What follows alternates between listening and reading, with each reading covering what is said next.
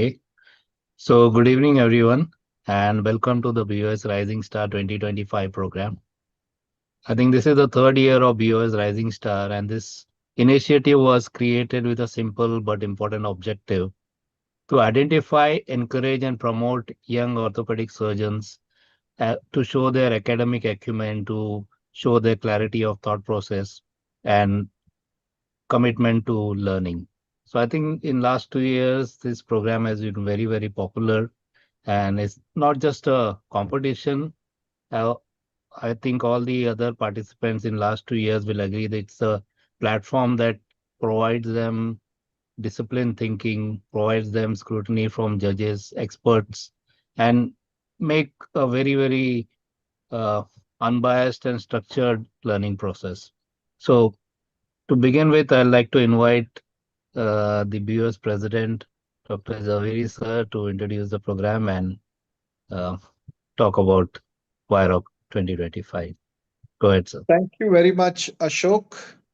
At the outset, let me welcome each and every delegate for this BOS Rising Star competition.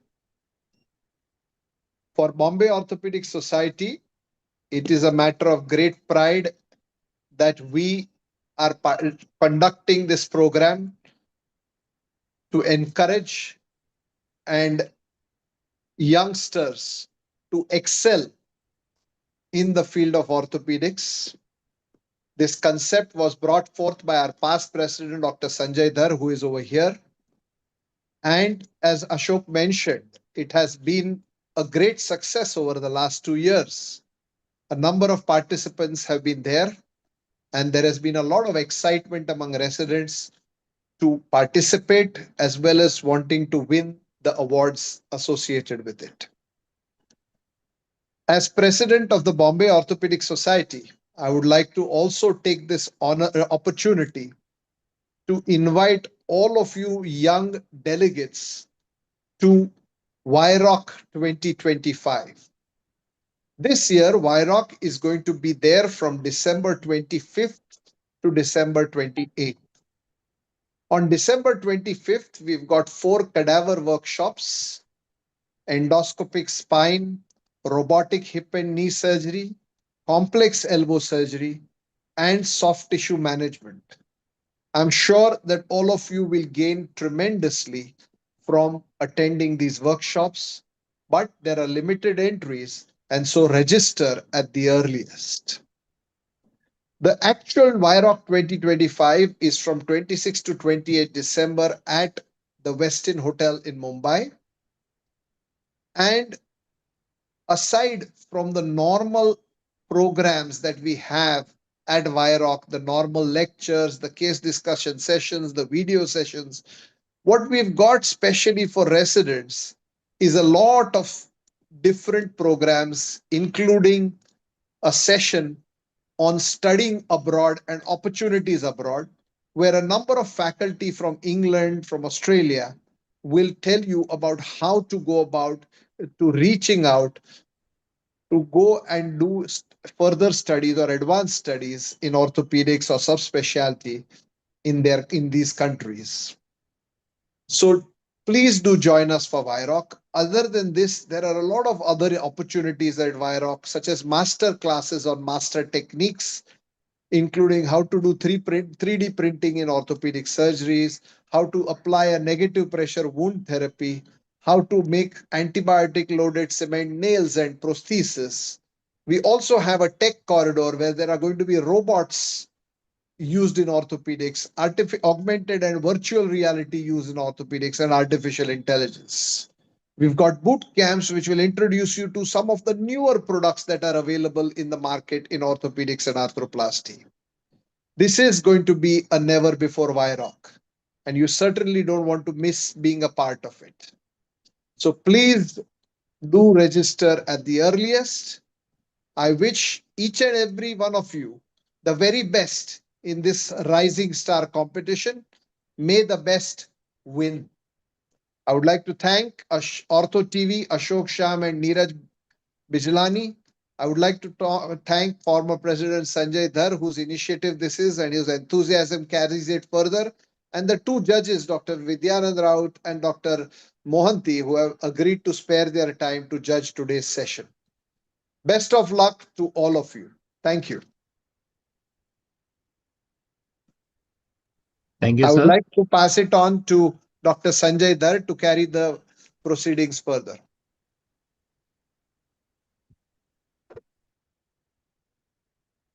Yeah, thank you, Dr. Gautam. It's a pleasure, and we all look forward to a great Vairog. I'm sure, knowing you and conducting it and designing it, it will be a fantastic event. I take this opportunity to welcome all the contestants of this third edition of Rising Star.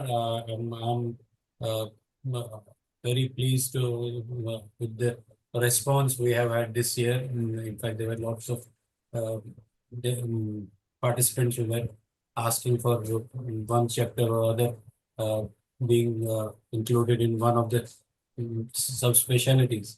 So I welcome you all, and I can assure you that it is going to be a fantastic event. And knowing the last 2 years, I can assure you that some of the presentations were really fantastic, better than much of our own faculty, who is established faculty.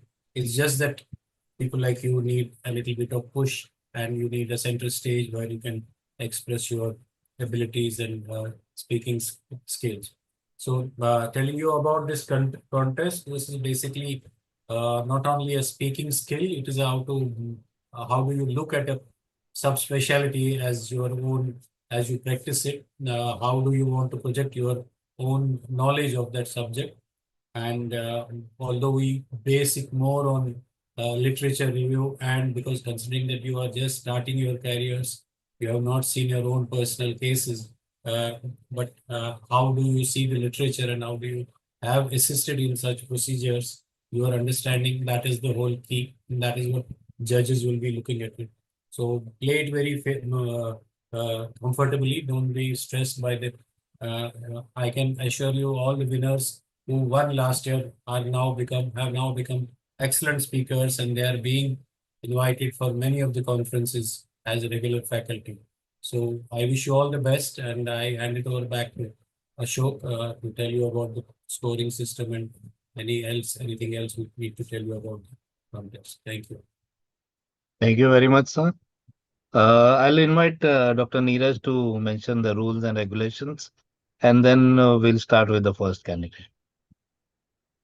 Neeraj, you're here? Yes. Nine. Yeah. Neeraj can Yes. invite judges also.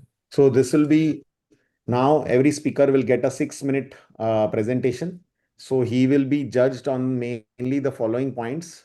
It will be this presentation skills, the content of the presentation, structure and organization of the presentation, and how he has answered any questions, or if anything he has used very well in his presentation, we can give him some bonus marks.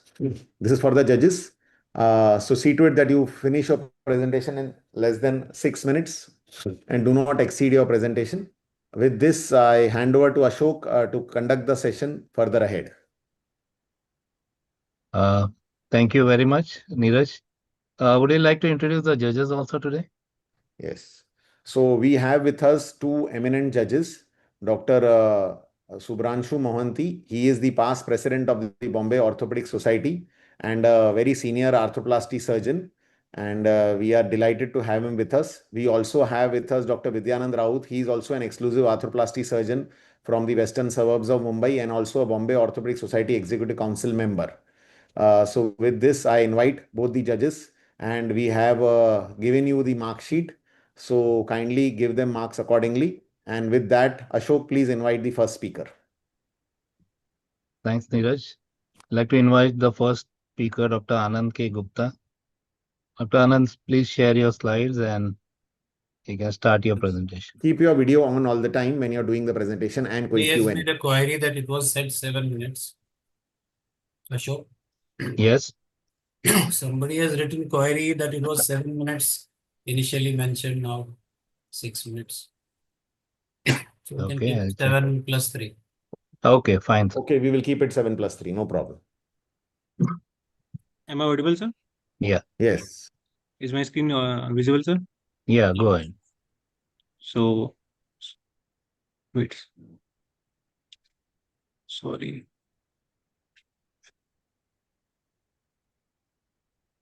Now my screen visible, sir? Yeah. Yeah, okay. So, thank you for giving me this opportunity. My name is Dr. Anand K Gupta, and my topic of discussion for today is cementless primary total knee arthroplasty in 2025. So, and the objectives of this talk would be to understand the current prevalence of uses of cementless total knee arthroplasty in 2025, and what are the indications and early failure with this technique.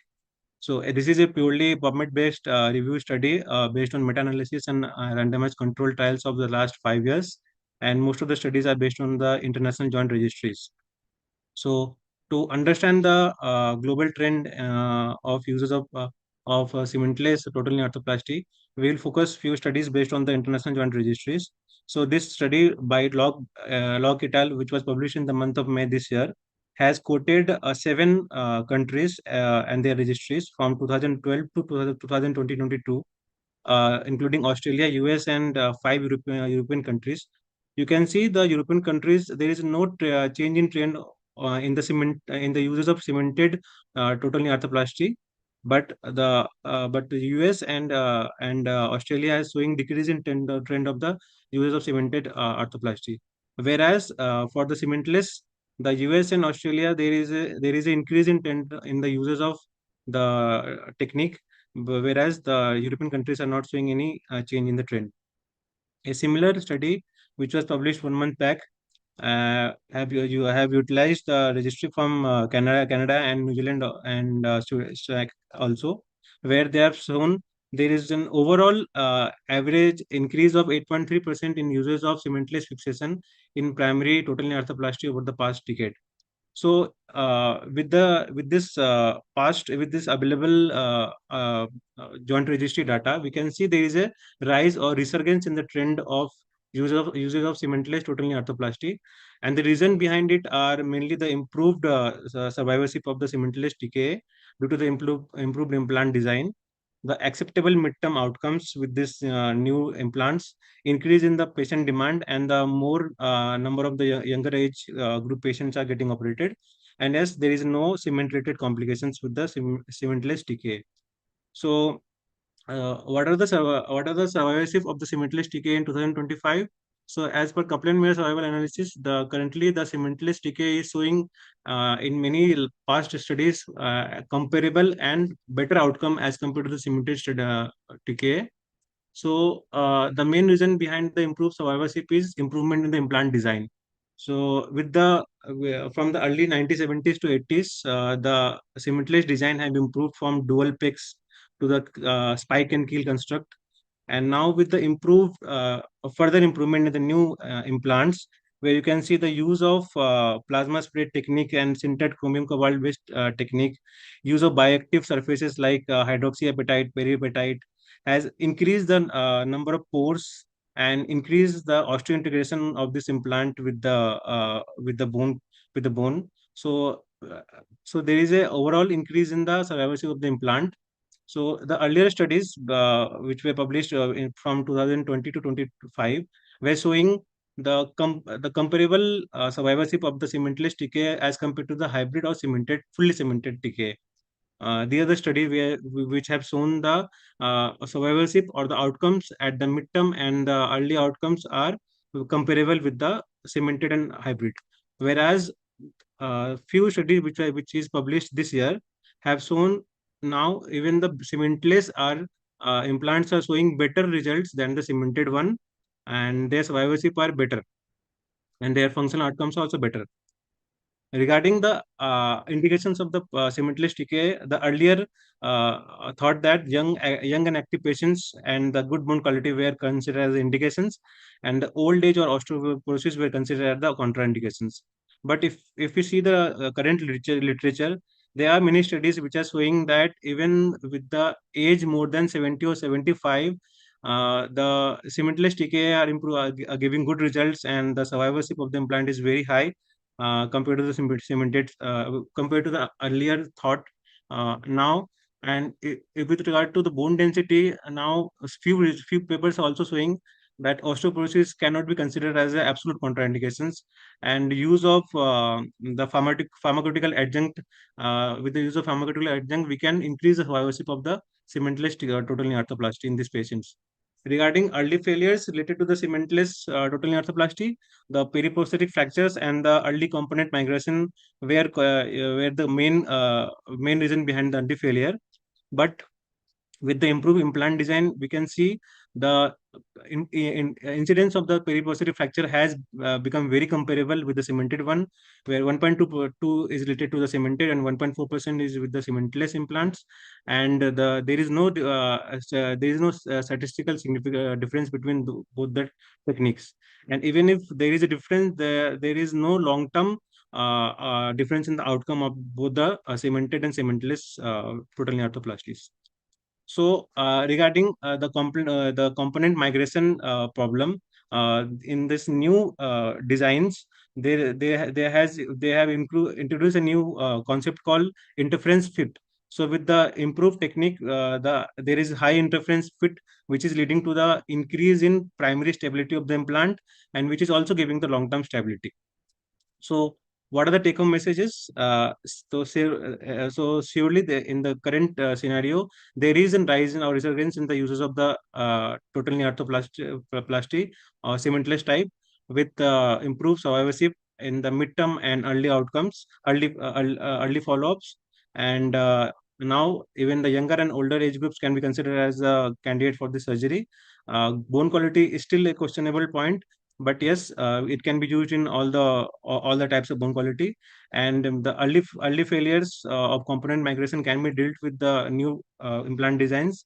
But yes, periprosthetic fracture are still a concern for the technique. But and the limitations of this study was the lack of literature among the long-term results, and uniformity of the joint registries, and unavailability of data on the Indian population. Thank you. Thank you very much. I think you finished on time. So let's invite questions from our judges. Mohanty sir. Yeah. So good evening, Anand. Thank you, sir. Good evening, sir. Nice literature review about cementless hip, which is the burning topic nowadays in arthroplasty. Have you evaluated the patellar component that in cementless hip? What is the patella? Patella is cemented, or you leave the patella like that, or any take on the uncemented metal back patella which can be used?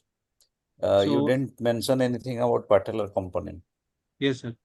Because the possibility of time, I didn't mention it, sir. So the earlier, the previously with the cementless TK, they were less. They are the literature shows they did not used to replace the patella.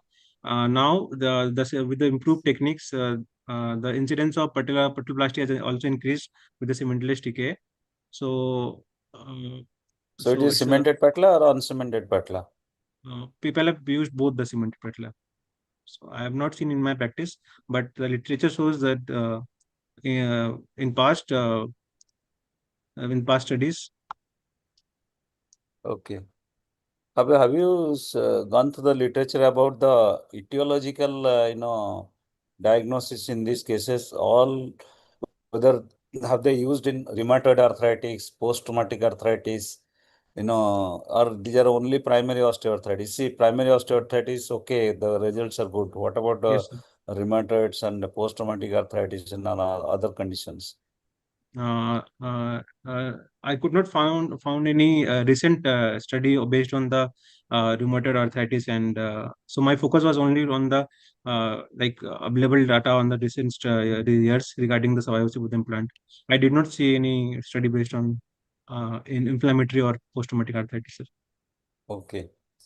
And you mentioned about BMD. Yes. Now, can you tell me, suppose you are doing a cementless total knee plan, would you do BMD in every patient pre-operatively, or you not do BMD? It's not required. So wherever in my physical examination, if I see the patient is the shin of the patient, on examination, the shin bone is tender, and patient is complaining of vague pain while walking on the leg, on overall on the body. Then and the X-rays also show the signs of osteoporosis. Then we go for a BMD in some cases, but it's not a routine practice for us to do BMD for each and every patient undergoing total knee arthroplasty. Thank you. Did you, Thank you. sorry, did you review any literature on that BMD? Is there any basic minimum BMD that? He showed one BMD. One slide was there. One Okay. slide, sir. Okay, Anand, nice presentation. Yes, sir. Thank you, sir. In a nutshell, can you give 3 or 4 bullet points why you feel cementless fixation is better than a conventional cemented fixation? So the first part is good. If you achieve good osteointegration, the longevity implant or the durability of implant is higher as compared to the cemented, because cement is eventually going to fail, and the revisions in the cementless implant are very easy to do as compared to the cemented. And the current literature shows the aseptic loosening has decreased in newer design cemented TK. So the longevity implant, the easy revisions, and and uh, and it can be used for any age group right now. Okay. Okay, thanks a lot. Thank you. Thank you, Anand. Thank you, sir. Thanks a lot, Anand. Thank you, sir. I'll invite the next candidate, Dr. Dhruv Shah, to start his presentation. Okay, so can you see my screen now, sir? Yeah, we can see your screen, and his 7 minutes are starting now. Go ahead. Good, sir. Okay, good evening, sir. Thank you everyone for this opportunity to present today. My topic is what is making total knee arthroplasty patients unhappy in 2025. So we perform nearly 300,000 total knees annually in India. The US, with 1/4 of our population, performs nearly 1 million annually. Historically, unsatisfied and unhappy patients were approximately 20 to 34% of all total knee arthroplasties. So are roughly 60,000 patients a year undergoing total knee in India unhappy? With advancing technologies, better implant designs, pain management, and strategies, can we accept 20% patients not being satisfied? So are we doing a good job? Most current studies measure outcomes of total knee from a surgeon's perspective regarding implant survivorship, range of movement, and radiographic alignment. Unfortunately, total knee cannot be deemed successful from a surgeon's perspective, but fails to deliver patient satisfaction. Harris et al. Concluded that they reported a discordance between patient satisfaction and surgeon satisfaction. So this can be a normal slide when there's a surgeon who's saying all my patients are happy, but all the patients really are not. So aim of this review is re-examine the current rate of patient dissatisfaction and identify predictable and modifiable factors causing patient dissatisfaction. So the methodology was through an electronic database. We reviewed the last 10 years of papers and selected studies with higher citation indexes with systematic reviews, meta-analysis, registry data, and trials. So how satisfied are our patients? Byrne et al. Confirmed 19% patients were unsatisfied following a total knee arthroplasty. This data was backed by Dunbar et al. From the Swedish registry, and they concluded that 17% patients were not satisfied. Gunaratne et al. In 2017 still reported a 20% dissatisfaction rate. This is concerning. So should we heave a sigh of relief? Recent reviews show the dissatisfaction rates are decreasing on an average of 10 to 15%.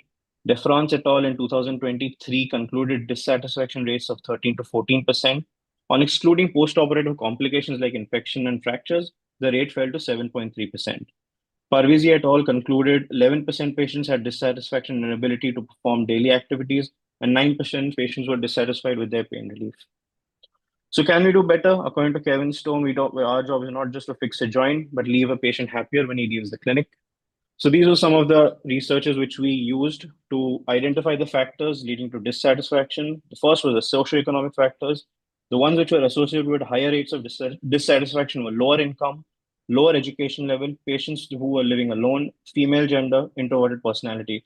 There's still no consensus on age, with some papers saying that higher age and lower age can both lead to dissatisfaction.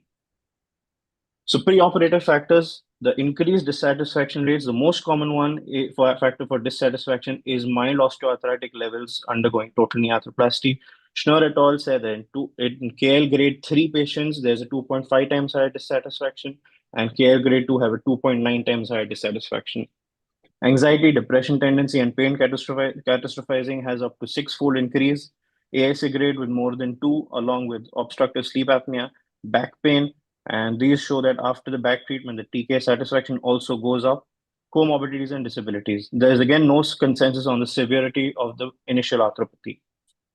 Post-operative factors, decreased satisfaction rates are obviously seen in complications, including infection, wound dehiscence, stiffness and fractures, persistent knee pain, decreased post-operative range of movement, increased length of stay in the hospital, poor physical health, patients who are apprehensive regarding the surgery beforehand, and unmet expectations.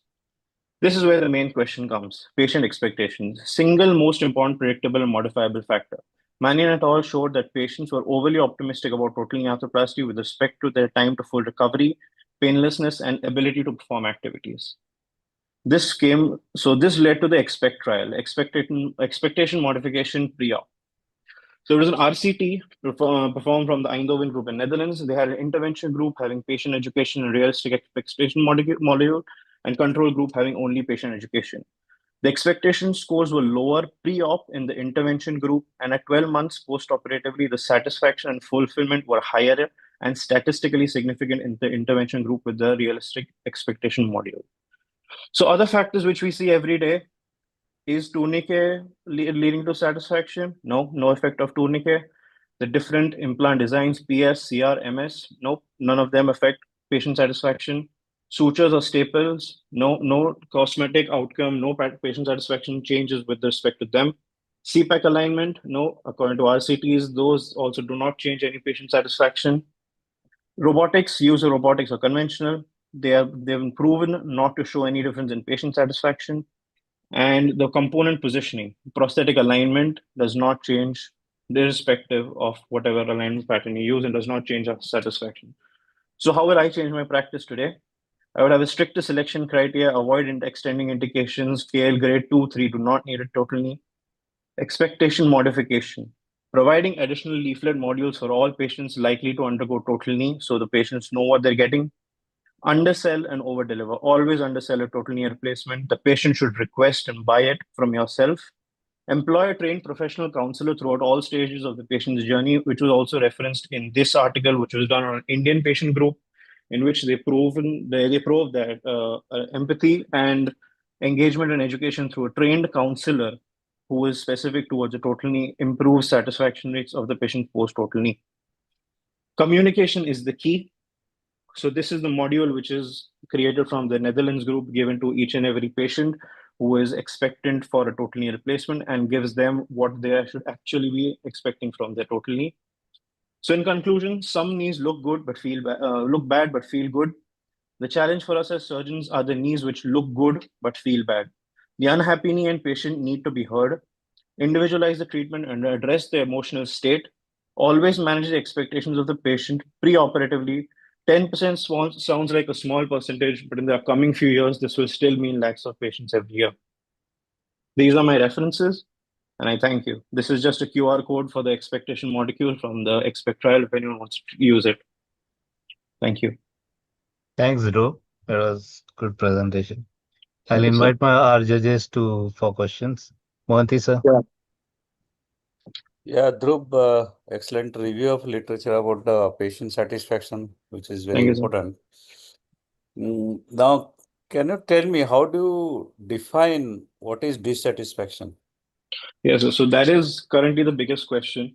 How do you define satisfaction? Because most of our scales right now are according to Likert scale, and they only have 5 questions, and most of the people are defined between satisfied to very dissatisfied. And the last 2 ones, which are after neutral, so not dissatisfied or extremely dissatisfied, they currently come under dissatisfaction, which according to definition from our perspective is other patients who are not getting what they expected from their total knee arthroplasty. They might be better functionally, they might have better Oxford knee scores, they might have better quality of life, but they themselves are not that satisfied with what they were expecting pre-op. No, those factors, how do you define this patient is dissatisfied? Only patient tells I am not happy about it. Is that the way to assess dissatisfaction, or there is objective assessment of dissatisfaction? Means some patients are not happy with range of movement. Some patients are, Yes. still painful. Some patients, these are the things. Is there any objective assessment that you tell, okay, this score is from more than this, then it is dissatisfied? So there is a score which is the Knee Society score, which came in 2011 from the Scuderi group, and they have an objective pattern which has 40 points, which is given for the satisfaction part, and 15 points, which is given for the expectations part, if they are met or if they're not been met. So the new Knee Society score, which came in 2011, does allow us to grade the satisfaction from the patient's perspective and from the surgeon's perspective. Yeah. So next, number two, in India, one of the important factors of dissatisfaction is financial aspect. Yes, sir. If the cost increases from whatever has been told them pre-operatively, then patients are dissatisfied. Yes, So sir. you didn't mention anything about financial aspect. Is there any literature to show that So through the most literature of the review, private hospitals, their cost increases? They're never whatever has been told beforehand. yes, sir. So through the literature review, I have not found anyone which is coming out with the factor of financial going up or down. But I agree that this would be a very important factor for us and the developing countries to look into. And this will obviously be a huge thing with the current changes in insurance programs and everything, especially with the private hospitals.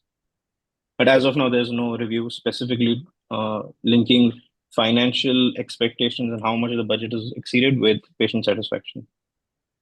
And my third question is how to improve the satisfaction level after you evaluate that this patient is dissatisfied, and when? When So do you brand most this is dissatisfied? 6 weeks, 3 months? Is there a timeline? 1 year? So the patients can come and tell us that they're dissatisfied at day one, and they can come at 1 year as well. But most of the scorings which we see are marked at 1 year and a minimum of 3 months. And the way to do it is obviously you speak to the patient, let them know, you have to give them empathy, you have to hear them out, because most of these patients have some amount of mental health component along with it, which is causing the dissatisfaction. So listen to them, tell them that this is normal, and you have to tell them that this is not just happening to you, it has happened to everyone, and within a year or within 2 years they do tend to get better. Okay, thank you. Okay. Thank Over you, to sir. Vidya. Excellent presentation, Dhruv. I have one Thank question. you, sir. You Yes, sir. mentioned that unmet expectations is one of the Yes, sir. prime reasons why the patients are not happy. So Yes, I'm sir. asking a practical question. If a patient comes to you, post-op X-ray, you are happy with your own performance, alignment is good, stability is good. Maybe you have used a robot and you are very happy. Yes, But sir. we do get patients who are not happy, despite whatever you tell them. They are not Absolutely. happy. They are not happy. They have some stiffness or some anterior pain or some generalized weight pain or a limb. Yes. So how do you counsel them? What do you tell them? Do you tell them go away, take painkillers and go away, or how do you approach this patient? No, so the first thing which when they come out and say this to you, you have to not go out and say that, okay, no, the X-ray is normal, everything is right. No, you have to listen to them, because whatever they say is what they're feeling. And at the end of it, that is more important. Whatever may be the X-ray, doesn't matter if the patient is not happy. It's not going to be a success for them or us anyway. So you explain to them that this is how we are going to be. There's now an increased use of psychological counselors who are involved pre-op and post-operatively, who help them and guide them to it. They need someone to talk to. So that is one thing which helps.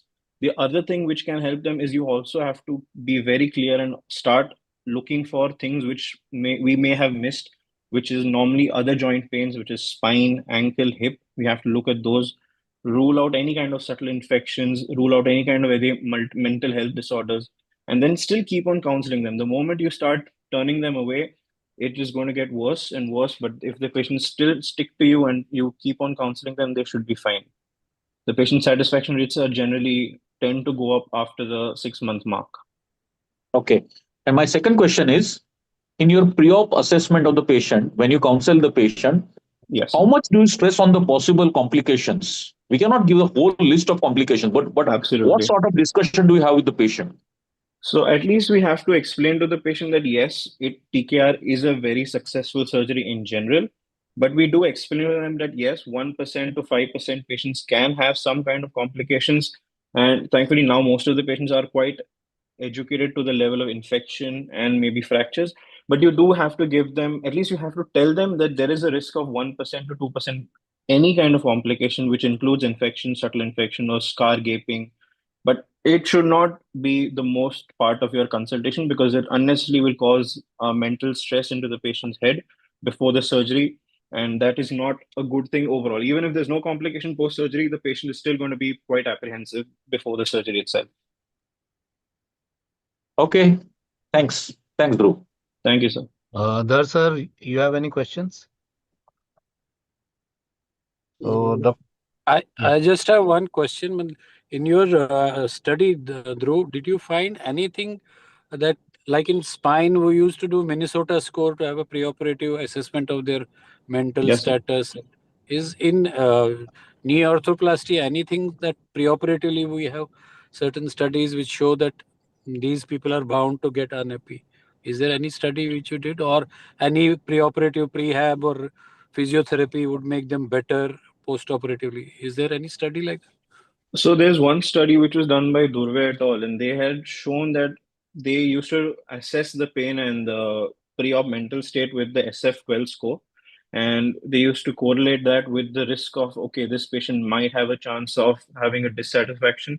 The other way is using the Oxford Knee score, which has the Knee Society score, which has a patient satisfaction component, which is done pre-operatively, and these are used as predictors for this patient that they will do well or they may not do well. Okay, that's all. Okay. Thanks, sir. Uh, Thanks, Dhruv. Thank Sir, you. invite the next candidate, Dr. Abhilash, to share his presentation. Yes, sir.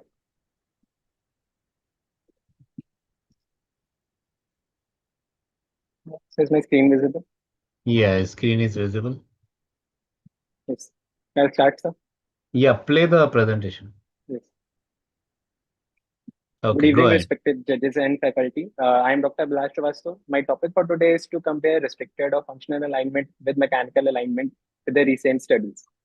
So TKR basically aims to relieve pain and restore functions in arthritic knees. So our objective here is to compare restricted or functional with the mechanical alignment using recent evidence. My sources are PubMed, Google, RCPs, meta-analysis, systemic reviews, and studies with higher citation index. So this is the evolution of alignments in TKR in the past years. But why do we need such different alignments? Because different people have different alignments leading to different adventures. So what basically is mechanical alignment?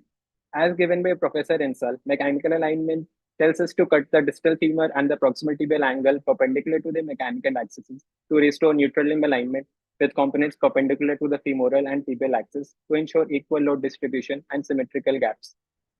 But why this debate of different alignments? Mechanical alignment has come with its own set of problems, with up to 20% of patients annually who have non-satisfactory outcomes proven time and again with multiple research. One of the papers by Dr. Robert Bond presented in year 2017, where he said that up to 20% of the patients annually TKR are not satisfied with the outcome. This is a paper by Professor Insal, where he reported that even with meticulous alignment, patients are not satisfied with, we cannot get complete alignment in TKR. Another study by Professor Revere described that there are some problems with the intrinsic technical limitations in mechanical alignment, like the patellofemoral mechanism related problems like overstuffing of lateral extensor mechanism. Another study by Dr. Becker showed that there are 10 flaws of systemic mechanical alignment in TKR. Sorry.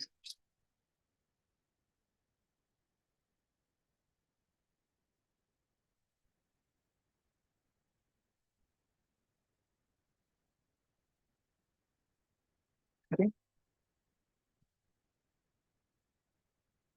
Hello. Can you please put the play? Sorry. Make it full screen.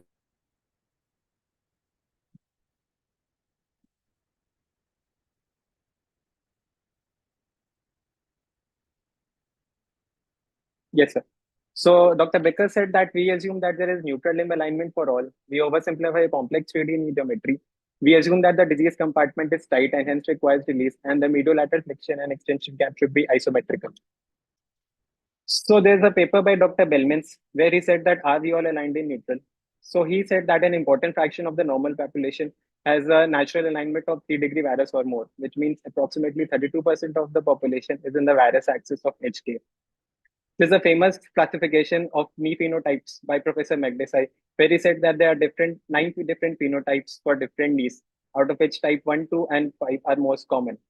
There's a similar study of CPAC classification in Indian population by Dr. Vinay Samant and Dr. Mohan Desai, where he said that the most common type is type 1, followed by type 2, and then type 4. Then came the concept of kinematic alignment, which recreated patients' native pre-arthritic knee using 3 rotational axes with minimal ligament releases. The problem was that it may yield outlier limb alignment in severe deformities. Then so came the concept of restricted kinematic alignment, which followed kinematic alignment, but within safe mechanical limits. It restored native joint line and prevented excessive malalignment. It used mainly navigation or robotics. Then further came the concept of functional alignment, which restored patient-specific alignment within safe mechanical limits and uses robotic or navigation system. It provided a natural feeling with fewer soft tissue releases. So came the concept of restricted functional alignment, which applied the same functional alignment principle, but with safe mechanical limits. It restored the native anatomy and balance using mechanical safety, which reduced soft tissue releases. Now let us look at some evidences to comment on the differences between restricted or functional with mechanical alignment.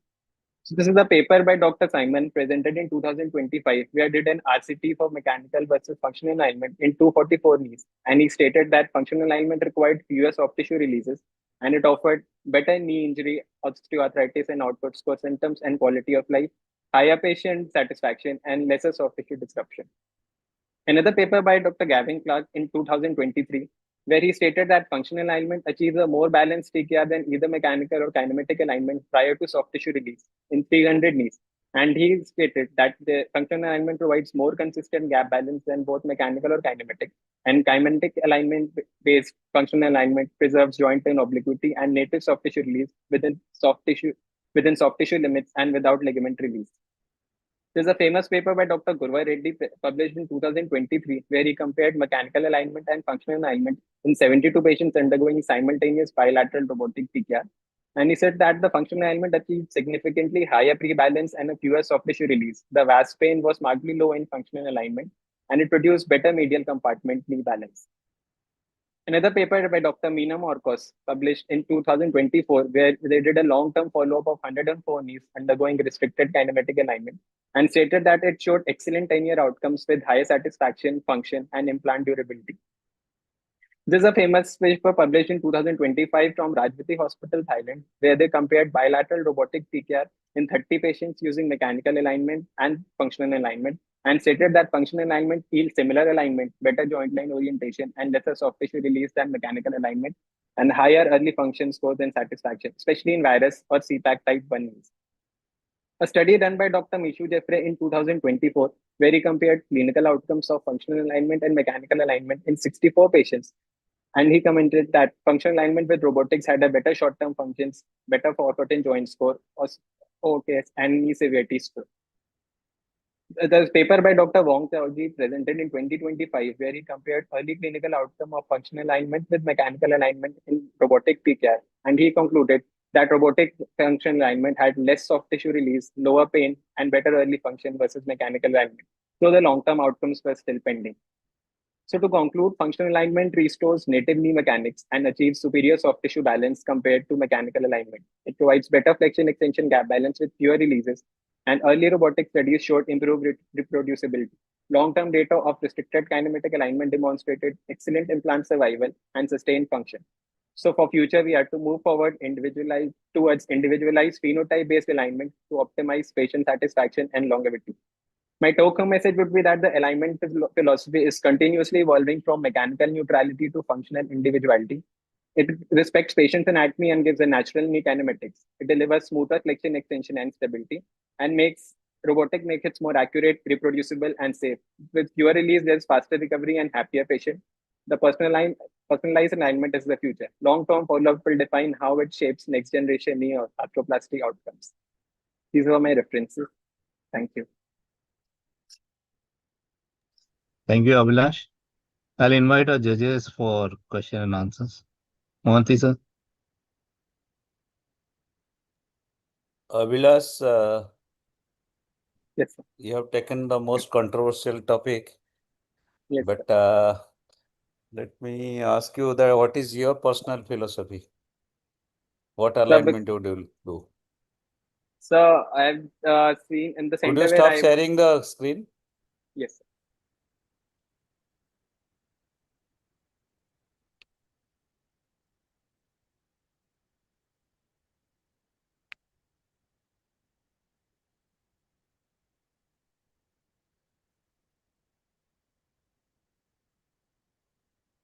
Can the admin do the stop sharing the screen? Yeah. Yes. What is your personal philosophy? So in the center where I work, I've seen both mechanical, earlier seen as mechanical alignment, and currently we are doing robotics alignment with functional, robotic TPR with functional alignment. And I've seen patients with functional, they have lesser pain, they have early ROMs, and I've seen better results with functional alignment compared to mechanical alignment. So I would personally prefer functional alignment if the robotic is available. Okay. If the robot is not available, then can you do a kinematic alignment or a functional alignment? Is it possible to do? Yes, sir, it is possible to do it without a robot also. A robot makes it more precise with more cuts. We can also go for a restricted kinematic alignment if the robot is not available. So how much, suppose you are doing manually, then how much, virus you can give to the tibial component? So we can go for till plus or minus 3 degrees of varus or valgus, and we aim to achieve up to 5 degrees of hip knee ankle. See, naked eye cannot judge until 3 to 5 degrees. So it is difficult to do without robot that kinematic alignment. Yes. Now, what is adjusted mechanical alignment? You didn't So mention about that. adjusted mechanical alignment, this came after the mechanical alignment. I found a paper related to the adjusted mechanical alignment versus functional alignment, where they did a comparative study of 119 patients. And they also found that the adjusted mechanical functional alignment outcomes had a better result compared to the adjusted mechanical alignment patients. They did a comparative study of bilateral knees, and they performed each in each knee, and they said that the functional alignment need had a better. What is the difference between an anatomical alignment and mechanical alignment? What do you understand by anatomical alignment? So in mechanical alignment, they aim to get the distal femur and the proximal tibia at an angle 90 degree to the mechanical axis in mechanical alignment. While in anatomical alignment, the philosophy is to recreate the natural oblique joint line of a normal knee rather than forcing a neutral mechanical axis. It aligns the femoral and tibia to mimic the physiological valgus of the femur and slide approximately 5 to 6 degrees and slight varus of tibia, 3 degrees. And overall, the alignment remains around 3 degrees of valgus. Thank you. Yes, thank you. No questions. Yeah. No questions, sir. Dhar, sir, you have any questions? No questions. Okay. Thank you, Abhilash. I'll invite so our much, next contestant, Dr. Adit, to start sharing his presentation. We can see your slides. Yes. You can start. Yeah. Good evening, everyone. I would like to thank Bombay Orthopedic Society and BIROC for giving me the opportunity to present today. My topic today is oral anticoagulants for VTE prophylaxis after primary TK. Adit, check your audio. Is it very low? Let me just check again. No, can you hear me now? Hello? Is the audio clear for everyone? Go ahead, Adit. Yeah. Yeah, so my topic today is oral anticoagulants for VTE prophylaxis after primary TKA and THA, efficacy, bleeding, and cause signals in contemporary studies. There has been a recent surge in literature regarding aspirin usage in hip and knee arthroplasty. And this may explain the increasing trend of utilizing aspirin as a primary prophylaxis for DVT in knee arthroplasty recently. However, if you look at this analysis of clinical guidelines, they concluded that guidelines were inconsistent in their recommendations regarding aspirin as first-line therapy for VTE prophylaxis in arthroplasty patients. And they recommended adequately powered randomized controlled trials for further research. And so our aim today is to provide a narrative review of literature comparing aspirin with oral anticoagulants for VTE prophylaxis in primary TKA and THA, with a focus on efficacy and bleeding as well as cause signals. We retrospectively reviewed multiple databases and references of relevant articles. We included retrospective, prospective studies as well as systematic reviews and meta-analysis. We only included articles directly comparing aspirin and oral anticoagulants or DOACs, and we excluded articles before 2015 and those that were not in English.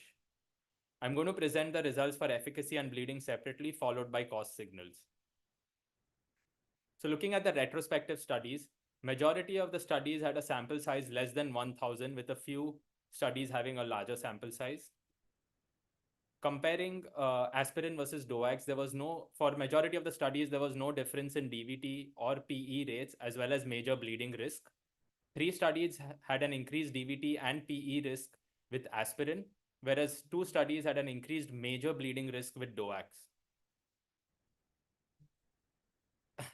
Coming to the RCTs, majority of the studies had a sample size which was less than 200, with only 1 study having a sample size of more than 3,400. Some studies had THA alone, some studies had TKA alone, while some had both, which may have affected the results. As we all know, DVT and PE rates are higher in TKA patients. Lastly, almost all studies excluded patients for high risk of VTE or PE after surgery. Looking at the dosage of aspirin used, there was a wide range from 75 milligram to 300 milligram per day over a span of 9 days to 6 weeks. 3 of the studies used a low molecular weight heparin or rivaroxaban prior to starting aspirin. In terms of DOAC, rivaroxaban was the most commonly studied drug, with a 10 milligram daily dose in all and a range from 9 days to up to 5 weeks. Looking at the results, the rates of DVT and PE were comparable between the 2 groups. Interestingly, in 2 studies, there was no incidence of DVT and PE, which may suggest underpowered studies. Looking at the total bleeding risk, 2 studies had a higher rate with rivaroxaban, whereas the major bleeding risk was comparable in all between the 2 groups. Looking at meta-analysis, this meta-analysis from 2021, which included both prospective as well as randomized controlled trials and retrospective studies, found a higher DVT, PE, and bleeding rate in the aspirin group. This meta-analysis of only RCTs found a higher VTE rate with aspirin group. Although the total bleeding and minor bleeding was higher in the DOAC group, the major bleeding was comparable between the 2 groups. Looking at this meta-analysis that included RCTs only from 2017 to 2023, they had 3,967 patients overall. Please remember this number. The overall DVT, PE, and bleeding rate was comparable between the 2 groups. This network meta-analysis of patients undergoing only elective total hip replacement ranked different prophylaxis, and they found that the rivaroxaban had the highest rank for DVT prophylaxis. For PE and major bleeding, the highest rank was for low molecular weight heparin, followed by aspirin. But they also concluded that rivaroxaban may be safer than previously thought when considered for major bleeding. Coming to the cost, when looking at the costs of primary treatment, differential PJI rates, as well as high costs of management, this study from JOA found that the factor 10A inhibitors were less cost effective. This study from the English National Health Service looked at elective THR and found low molecular weight heparin followed by aspirin for 28 days to be most cost effective. And for elective TKR, interestingly, they found ankle foot pump exercises to be most cost effective, but they found that the results were highly variable, so they could not make any clinical inference from this. And if you did a simple cost research, Google search, I think there is no doubt that aspirin is definitely cheaper than any DOAC. But what does this all mean? There is so much of information. If you look at the current literature, the rates for DVT, PE, and major bleeding are comparable between aspirin and DOAC, but they are not superior with aspirin. Also, it is important to understand that most of the studies seem to be underpowered. There are differing doses of aspirin as well as duration. Multiple studies also used a low molecular weight heparin or a DOAC prior to aspirin, and all RCTs eliminated high-risk patients, that are patients more likely to undergo VTE. Also, there is no doubt about aspirin being cheaper, but the cost effectiveness for VTE prophylaxis alone is unclear. So what does the future hold? This randomized control trial currently underway has a primary outcome looking at all-cause mortality and clinically confirmed VTE. Their estimated sample size is more than 6,000 patients in the aspirin group and more than 4,300 patients in the rivaroxaban group. This tells us that majority of the current studies may be underpowered to detect a difference. And lastly, the factor 11A inhibitors like milvexian may be the future for oral anticoagulation post-primary hip and knee arthroplasty. These are my references. I would like to thank you all for a patient hearing. Thank you, Adit, for finishing in time. I invite our judges for questions. Mohanty, sir, you can go ahead. Adit, excellent review of the literature about its oral anticoagulants. What is the mode of action of aspirin? So it is antiplatelet. It is not a direct anticoagulant. It acts on the platelets. So if the mode of action of aspirin and other oral coagulants is completely different, so how do you compare? Yes, sir. For this They are completely different, but I think this was the topic, and this was also, I think, over time, the usage of aspirin for primary TK and THA for prophylaxis has only increased. Sorry, I couldn't hear last I think part. this was the topic that I was given, and also, sir, overall the usage of aspirin has only increased for DVT prophylaxis for primary hip and knee arthroplasty.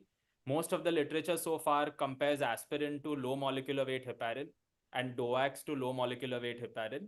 But if you look at the literature comparing the two, there is very few studies that you can make a clinical inference from.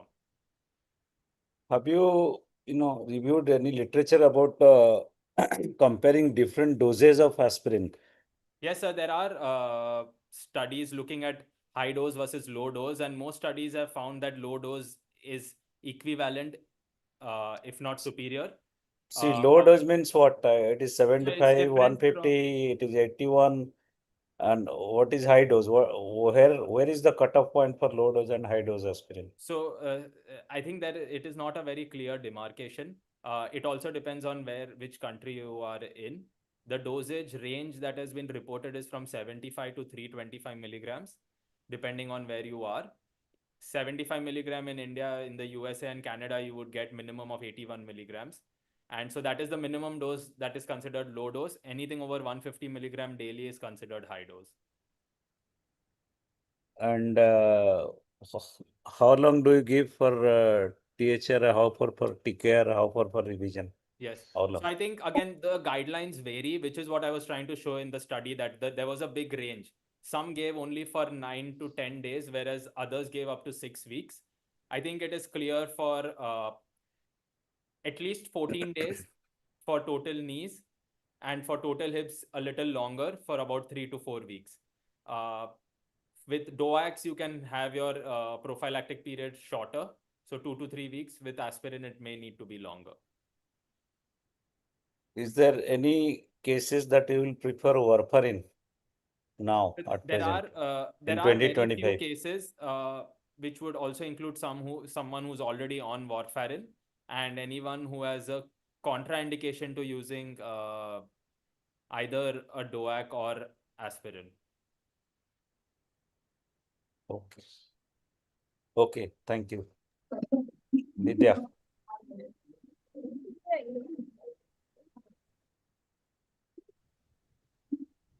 Can you hear me? Yes, sir. Okay, so Adit, great presentation. The incidence of a thromboembolic episode is highest in the first week or the first 10 days. Yet, most of the studies recommend that you give the prophylaxis for 4 to 5 weeks. Can you discuss about this point? Yes, sir. So I think, yes, that is correct. The highest is in the first 15 days, but I think the risk is higher for the first 3 months compared to that afterwards. I think the guidelines and the recommendations are so varied that it is difficult to, everyone has their own way of doing it. I think the minimum everyone recommends is 14 days. And the maximum, as you said, has been recommended up to 6 weeks. I also think it has to do a little bit with the drug that you are using. With something more potent like a DOAC, 2 to 3 weeks might be enough. Whereas when you're using aspirin, they recommend it for a little longer.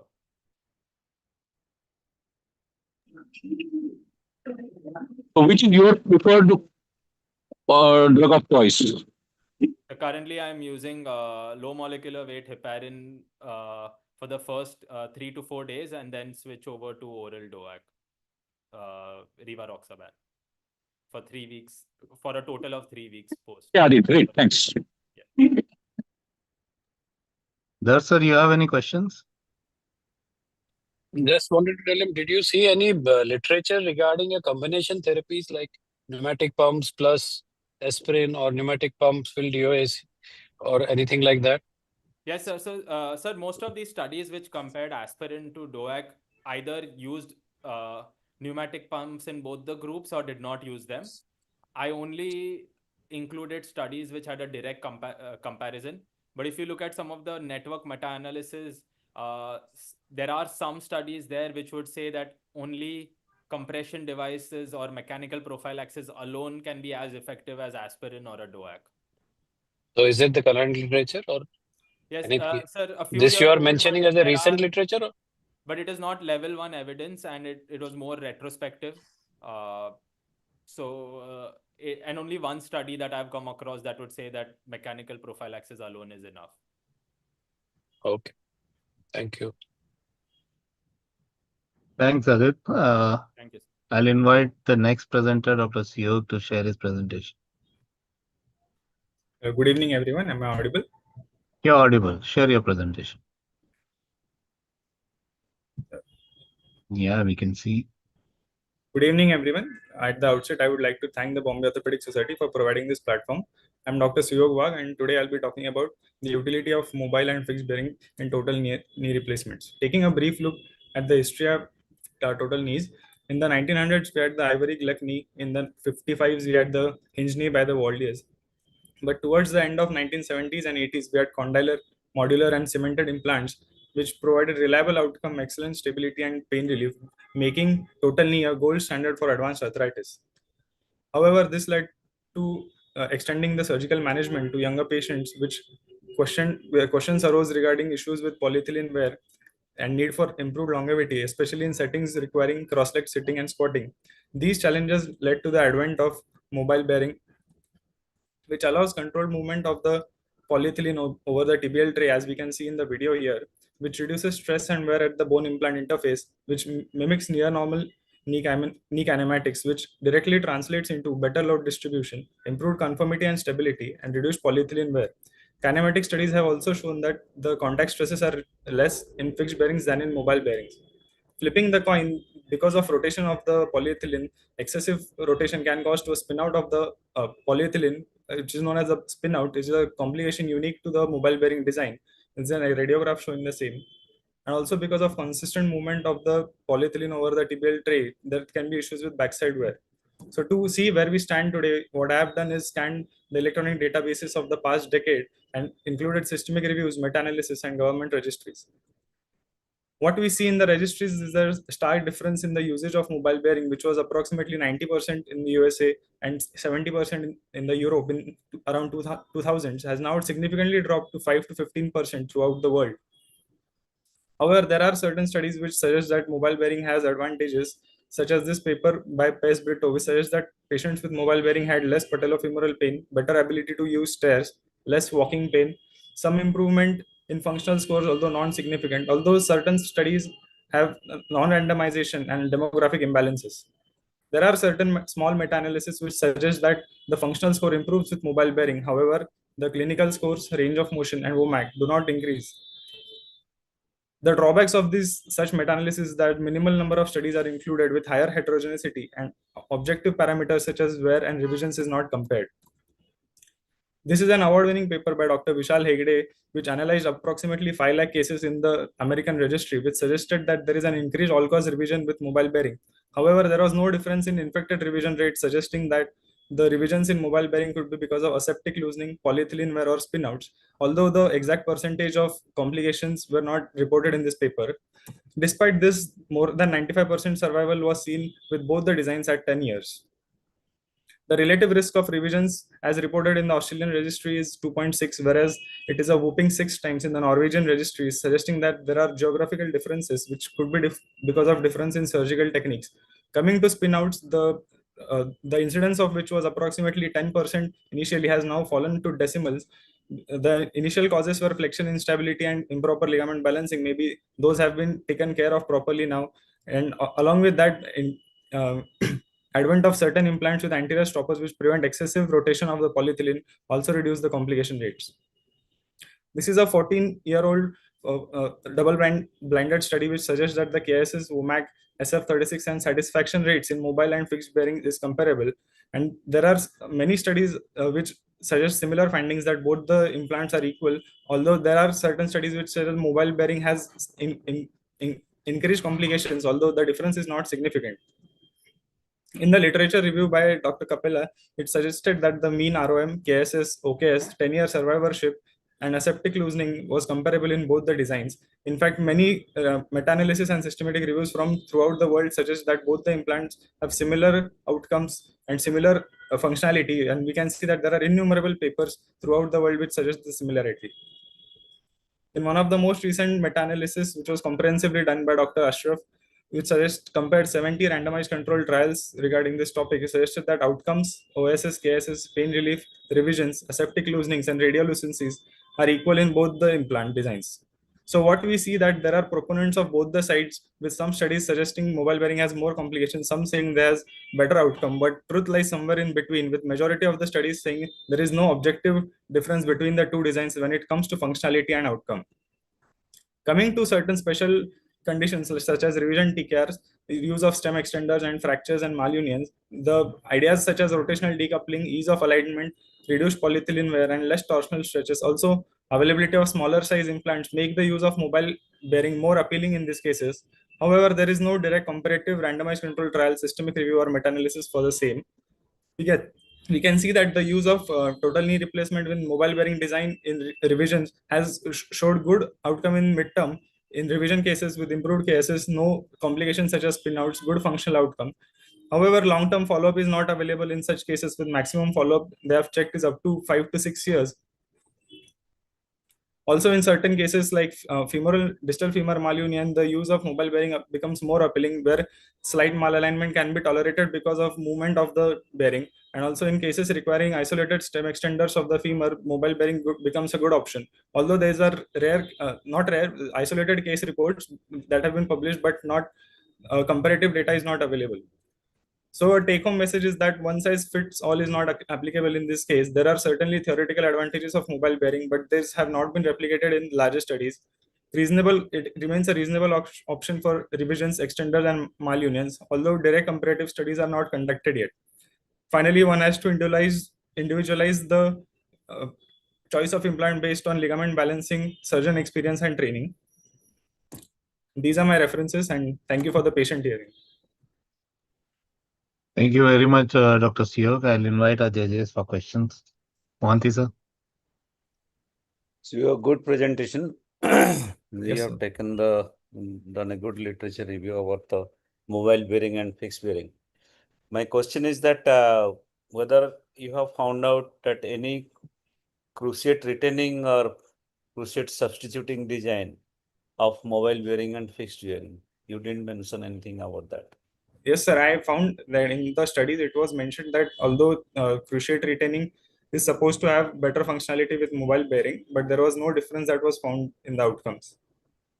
They fared equally, like PS fixed bearing versus PS mobile bearing and CR mobile bearing versus CR fixed bearing fared the similar same results.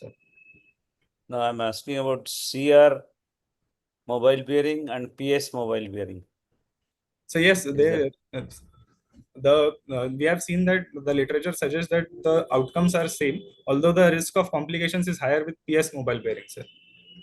Risk of complications are more with PS mobile Yes, bearing. yes, sir. So in CR, you will prefer to use a mobile bearing.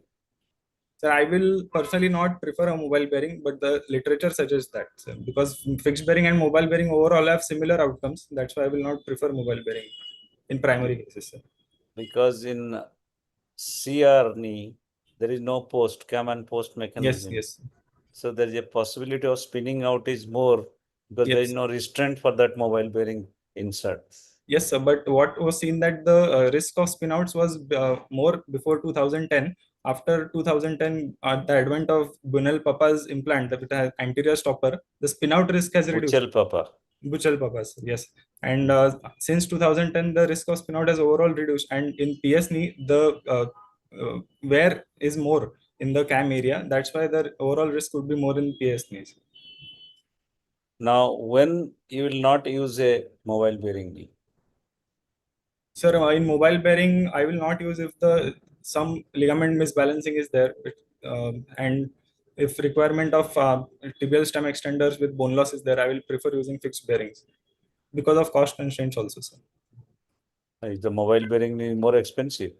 Sir, in tibial extenders with bone loss, use of mobile bearing will require use of augments that might increase the cost. That's why. Not necessarily. Okay. Okay. And suppose there is a bone defect. Yes. And you need to use screws and cement built up. Will you use a mobile bearing or a fixed bearing? So I will use a fixed bearing, sir. Okay. Over to be there, please. So great presentation. My question is, if you are in a position where you have to use a higher constraint, like you are using a varus valgus constraint knee or even a hinge knee, Yes, sir. how do you decide? Do you go for a mobile bearing or do you go for a fixed bearing? And what is your rationale? Sir, in cases requiring higher constraints, I would prefer mobile bearing since the midterm data is good and theoretically it has advantages like less load is transmitted towards the polyethylene and towards the opposite side of the implant. Also, in case usually it is used in revision cases where anatomical landmarks are hampered. So some misalignment at the component level can be managed with the bearing, sir, because the bearing also rotates. No, but the question is, if there is a misalignment of the component, it is at the fixation level, and Yes. the mobile bearing, the component, the poly rotates at a different level. So Yes. how is that beneficial? And moreover, mobile bearing technically is more difficult. So in a challenging situation, would you prefer mobile bearing or fixed bearing? Sir, in revision cases, I would prefer mobile bearing because of the theoretical advantages, and I would stick to it till some conclusive evidence suggests that mobile and fixed bearing are similar, sir. So you're saying there is no role of a fixed bearing TC3 like implant or a CCK like implant, is it? There is, sir, but I would prefer a mobile bearing because there are no conclusive evidences suggesting that there are no comparative trials. That's why I find the idea of mobile bearing better in revision cases. That's why I will prefer it. Okay, yeah, thanks. Any questions there, sir?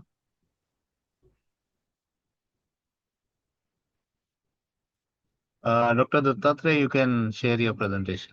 Thank you, sir. Thank you.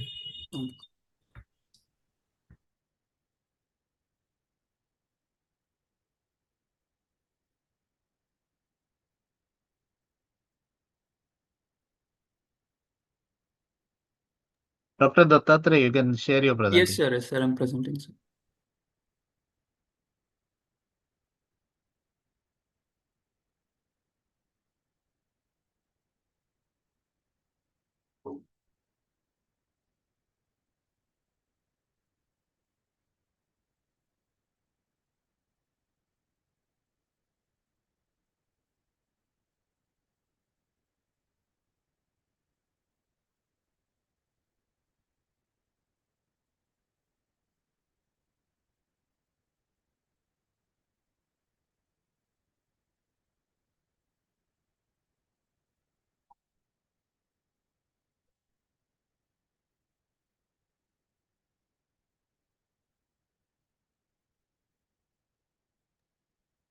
Still loading? Yes, sir. It is taking some time. Okay, you can start. Sir, 1 minute, sir.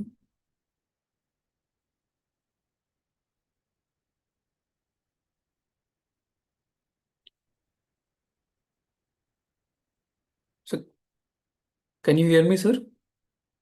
Yeah, we can hear you. We can see your presentation. You can start. Okay, sir.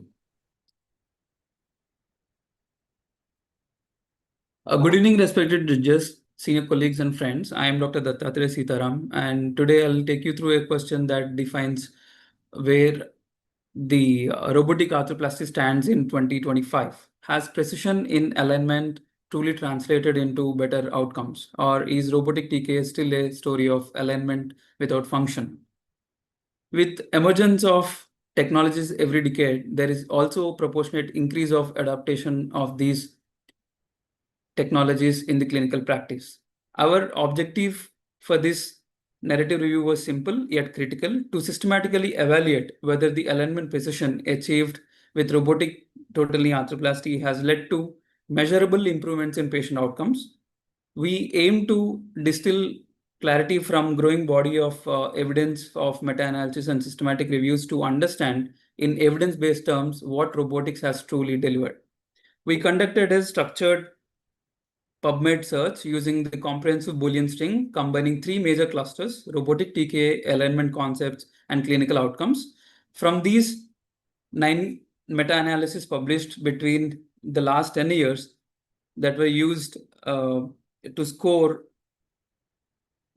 three components, that is alignment in terms of HKA and clinical outcomes in terms of the pre-op and post-op prompts, that is WOMAC, OKS, KSS, FJS, and ROM, and overall conclusion. And each parameters are scored on a scale of +5 to -5, +5 being supported in the favor of robotics, -5 opposing the robotics, 0 being inconclusive about the robotic advantage.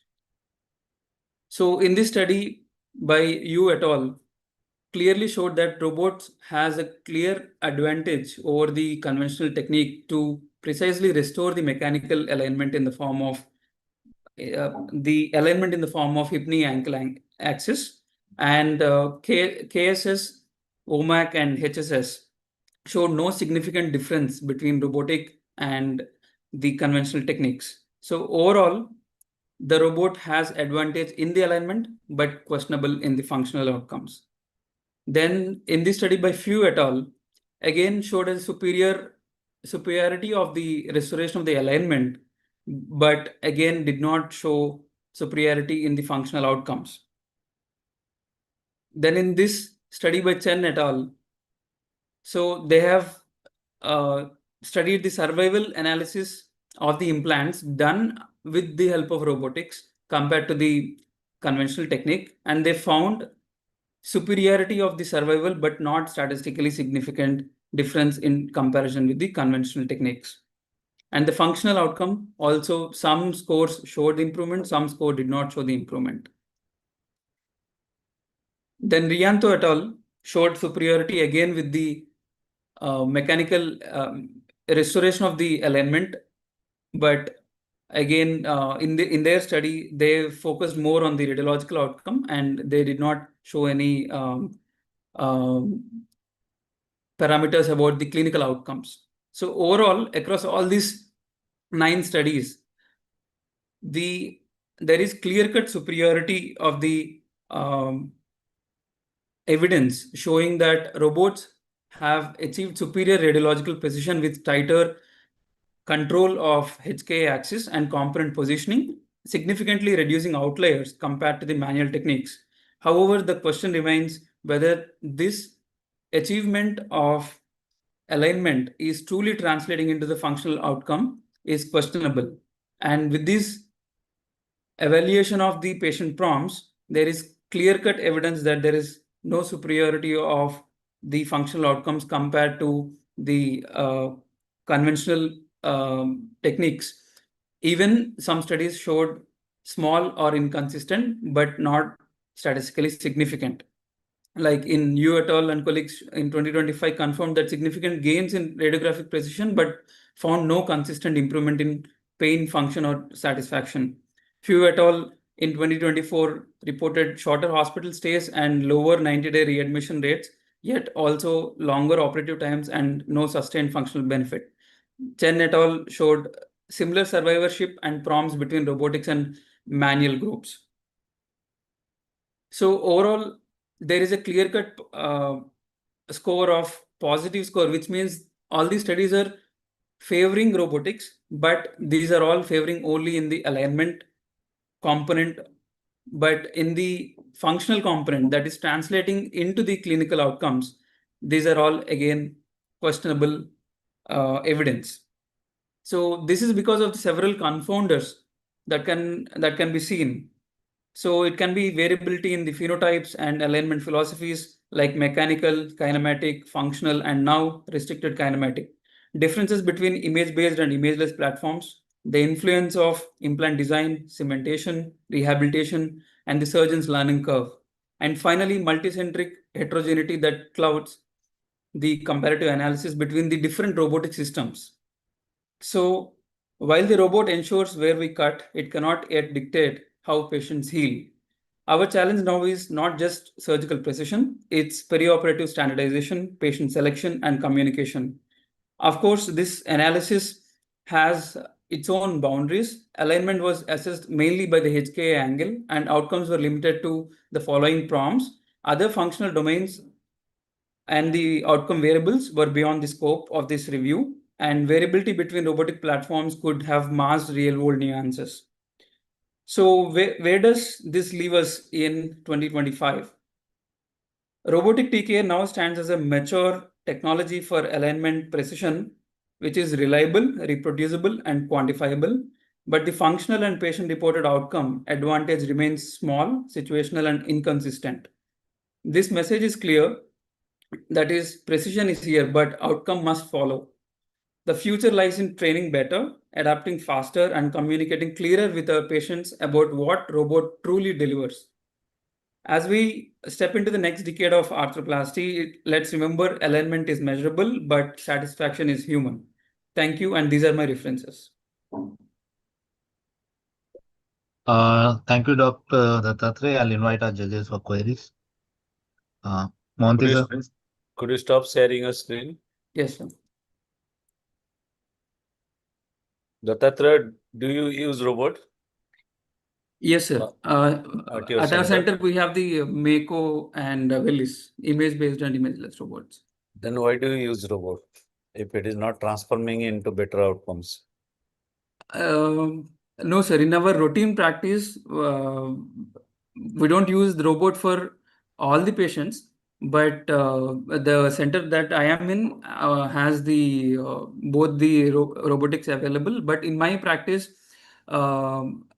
the indications for robots would be those patients which would be difficult with the conventional, like especially the extra-articular deformities, or sometimes the conversion TKR of UKR to TKR, or if the patient has a post-traumatic arthritis, or if the patient requires a bilateral simultaneous, where the robot can deliver advantages like lesser soft tissue dissection and precise bone cuts. So in limited indications, I do prefer robots. So otherwise, as of today, in terms of restoring the alignment, robots have clearly shown the advantage. But in terms of this achievement of this alignment, truly translating into the functional outcomes, we are yet to see in the long-term studies. You didn't mention anything about stability. You just spoke about alignment. What about stability? Alignment and stability. Robot also helps you to achieve stability, balancing the ligaments in extension, mid flexion, range, 90-degree flexion. But you didn't mention anything about that. Yes, sir. So the topic that was allotted to me was robotics, to be specific, alignment gains versus the clinical outcomes. So for this narrative review, the scope was I kept it limited to the alignment and the clinical outcomes. However, Because like you said, sir, the robot also does help us in terms of clearly assessing the gaps, both in flexion and extension, and also it helps to achieve the stability, and which can be quantified. The kinematics of the joint can be quantified by seeing it real time on the screen compared to the conventional. alignment issues more or less we have solved, different variety of alignment you saw in the earlier lecture also. Yes, sir. Earlier presentation. Yes, But sir. it is the problem of, stability, which Yes, is sir. more important now. Yes, sir. So we have to achieve stability. We have to have a means of how to assess the stability and achieve a better stability. So what is your take on stability in the robotics that Sir, in robotics again, it does give a greater advantage for the surgeon to adopt the personalized alignments, like kinematic, restricted kinematic, or inverse kinematic. All these personalized alignment philosophies are feasible with the help of robots. And in when a surgeon is adopting these alternate alignment philosophies, we tend to keep the components in No, you deviation to didn't plus or understand. minus 3. How much manually when you do surgery, the classic teaching is that 1 to 2 millimeter lax on either side is Yes, sir. acceptable. So Yeah. how much you accept in robots when you are Sir, using? in robots, especially, I will aim to balance the extension both medial and lateral. But in flexion, 1 or 2 millimeter opening on the lateral is usually preferred in flexion, especially in our Indian settings. Okay. Thank you. Thank you, sir. Dr. Ram, Yes, sir. is there a difference in the post-operative pain when you use a robot versus when you Yeah. do a conventional thing? Yes, And sir. do you do less soft tissue releases when you are using a robot, and why? Yes, sir. So in the early outcomes, there are individual studies which showed a clear-cut advantage of robotics in terms of delivering lesser pain post-operatively, because the soft tissue envelope is less disrupted when we use the robot compared to the conventional technique. So yes, in terms of pain, there is clear-cut evidence that with robotics we can deliver lesser post-operative pain to the patients. And sir, can you please repeat the second question that you asked, sir? So do you change how much soft tissues you release when you're Yes. using a robot, especially when you're doing a kinematic alignment? Yes. So again, it depends on the type of philosophy that the surgeon adopts. Like if we are the if I am the tibial first technique, there are certain alignment philosophies that I can adopt versus the if I am a femur first technique. So conventionally in conventional TKR, I always aim for the mechanical alignment. But if I want to adopt the personalized alignment like adjusted mechanical, where I take the cut to the tibia perpendicular to the tibia, same like in conventional technique, but I change the cut on the femur to adjust the to achieve the adjusted mechanical. So it actually depends So on. if the patient is obese, morbidly obese, Yes, sir. would you prefer a adjusted mechanical alignment? Would you want to dial in a few degrees of varus alignment into the system if the patient is obese? Sir, if the patient is obese, uh, first of all, robotics will give an advantage compared to the conventional because of the difficulty of the exposure and the soft tissue dissection that is required in conventional. And now coming to the alignment that we can accept some amount of varus that is in the overall alignment. But again, we should not deviate too much from the target of plus or minus 3. Otherwise, we'll have a risk of aseptic loosening or early failure of the implant. Any Okay, questions? Dr. Ram, thank you. Thank you. Sir, any questions? Dr. Pranay, you can start sharing your presentation. No question, sorry. Yes. Audio clear, sir? Yeah, can see your presentation. Thank you. Good. Good evening, ladies and gentlemen. I invite you to the ortho showdown of CR versus PS knees. Who can make the knee disappear? I'm Dr. Prannoy Paul, and let's get started. In life, success may not always mean that the other person is satisfied. When it comes to TKR, what is true success? Is it a perfectly placed implant on the X-ray? It just not should be the absence of just pain, but it's the absence of stiffness, clicking, instability, or any other sensation that feels unnatural. If you look at the traditional scoring systems like the Knee Society score or the Oxford Knee score, they have something called a ceiling effect. This is where a large number of high functioning patients achieve maximum score on these scales, so that we are not able to discriminate between a good outcome and a truly excellent outcome. So that is where the forgotten joint score 12 or the FJS 12 comes into rescue. This has no ceiling effect and it can capture even subtle differences in patient perception. It assesses the joint awareness during 12 common daily activities. So the higher the score, the less aware is the patient and the better is the outcome. So when we are doing a TKR, we should strive for a forgotten knee. What is a forgotten knee? The patient should move and the artificial joint should move and feel like a natural healthy knee. The patient should be unaware of the knee during daily activities. This is actually linked to the mental comfort and life satisfaction.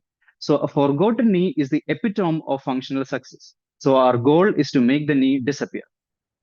So let us look at the pre-match analysis. In the red corner, we have the CR knee.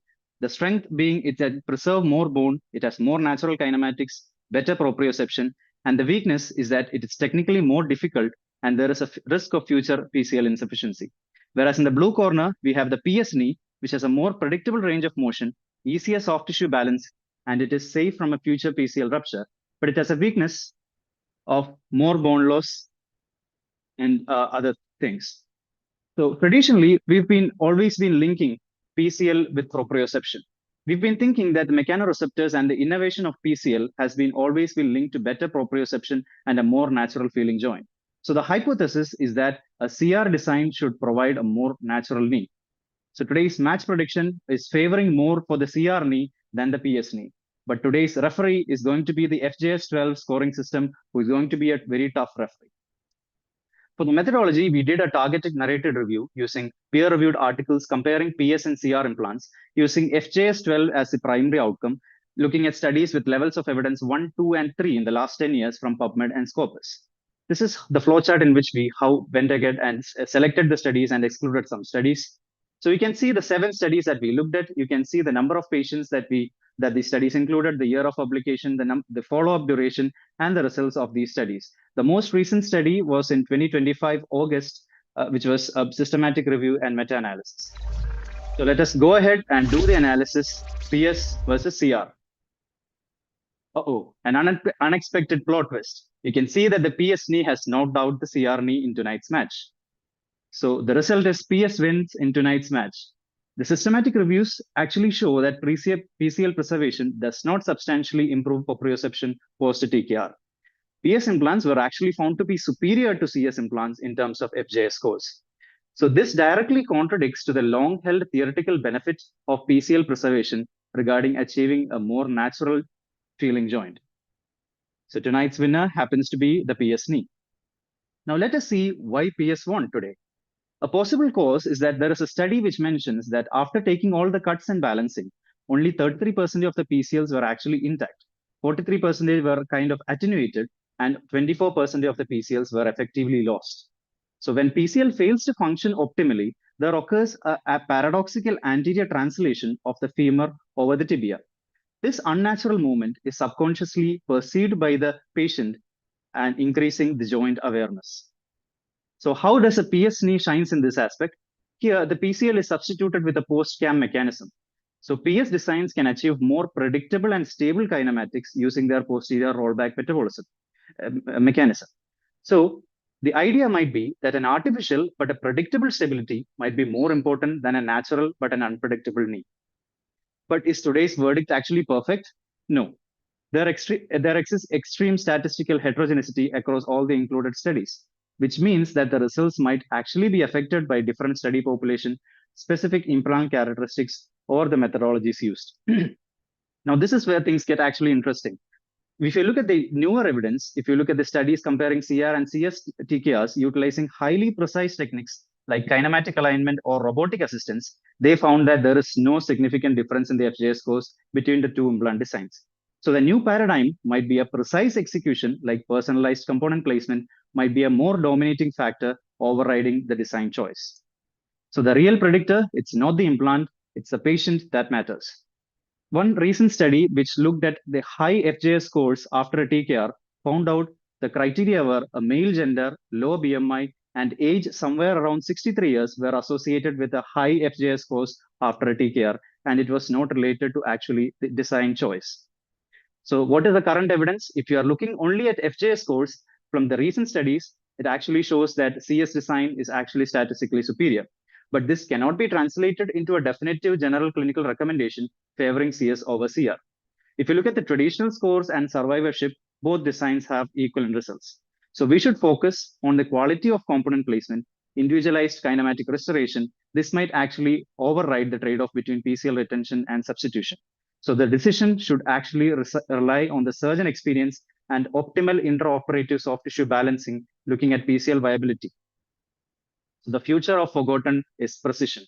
We should focus more on the surgical alignment, like component placement with precision, like robotics, and restore native kinematics. These factors may be more powerful than the CR versus CS design choice itself.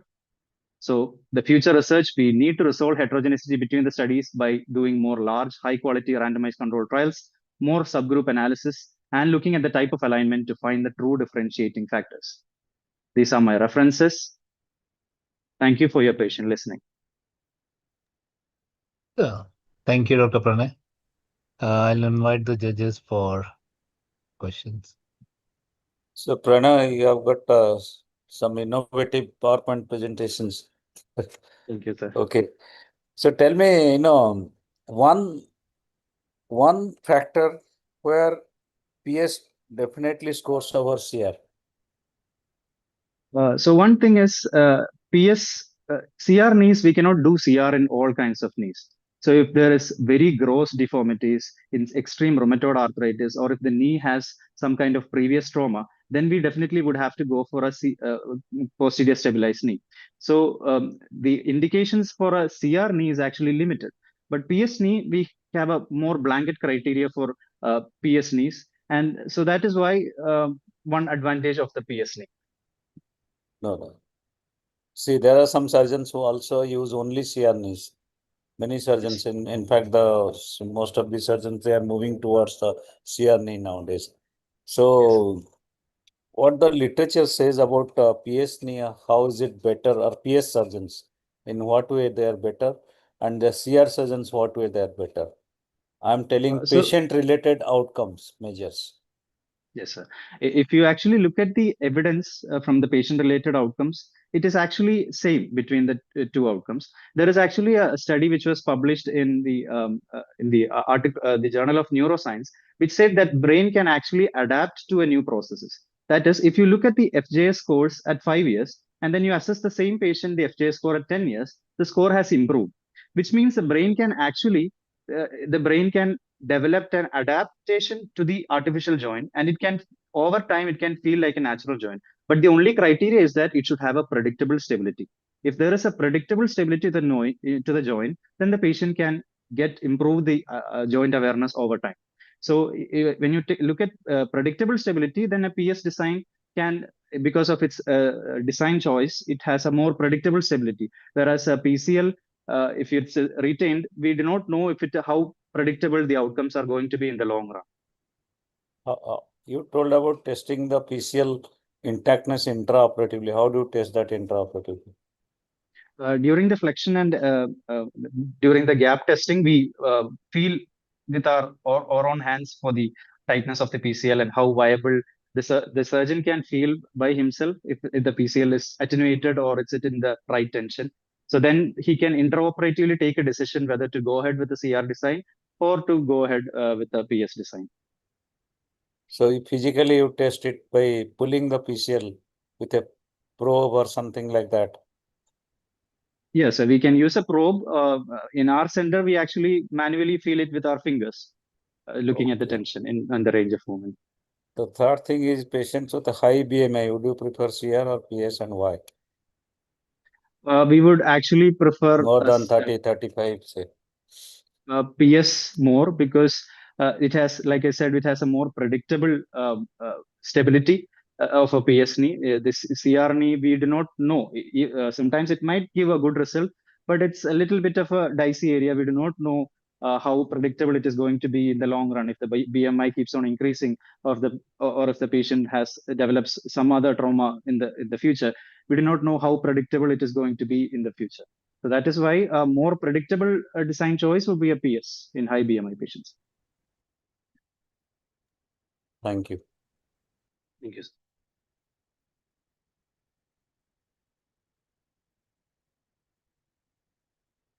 Vidya.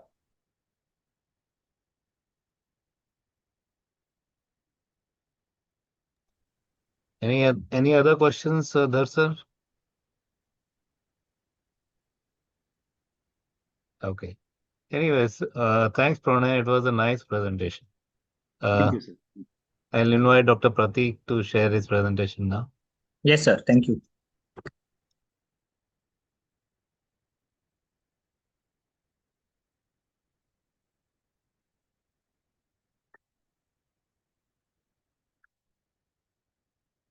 Good morning. Good morning, my seniors and respected judges. Today, I'm going to say a review of literature on dual mobility in primary total lip arthroplasty. So, the primary total lip arthroplasty, wherever we see instability or a dislocation, we definitely, an orthopedic surgeon does not want to see that in his career. So, but the instability rate in the total lip in dual mobility total lip arthroplasty is also a second common cause of revision surgeries. So in 1970, Professor Gilles Bosquet and engineer Andre Rambert married the principle of Chanley's low friction arthroplasty and McFarland's large head to enhance the implant stability, and came up with a dual mobility hip concept. However, it got US FDA approval only in 2011. I went through the electronic database of PubMed, and cross references were reviewed. The systematic database was taken into concept. Systematic databases, systematic reviews, meta-analysis, and national registry data were gone through, and the studies with high citation index were chosen for my study. Dual mobility hips have evolved over the generations. The first generation faced a lot of failures because of the metal back and the coating of alumina. However, with the evolved generation, or the third generation has got a bi-layer coating of porous titanium and hydroxyapatite with a metal back of cobalt chromium alloy. And it is really standing the test of time.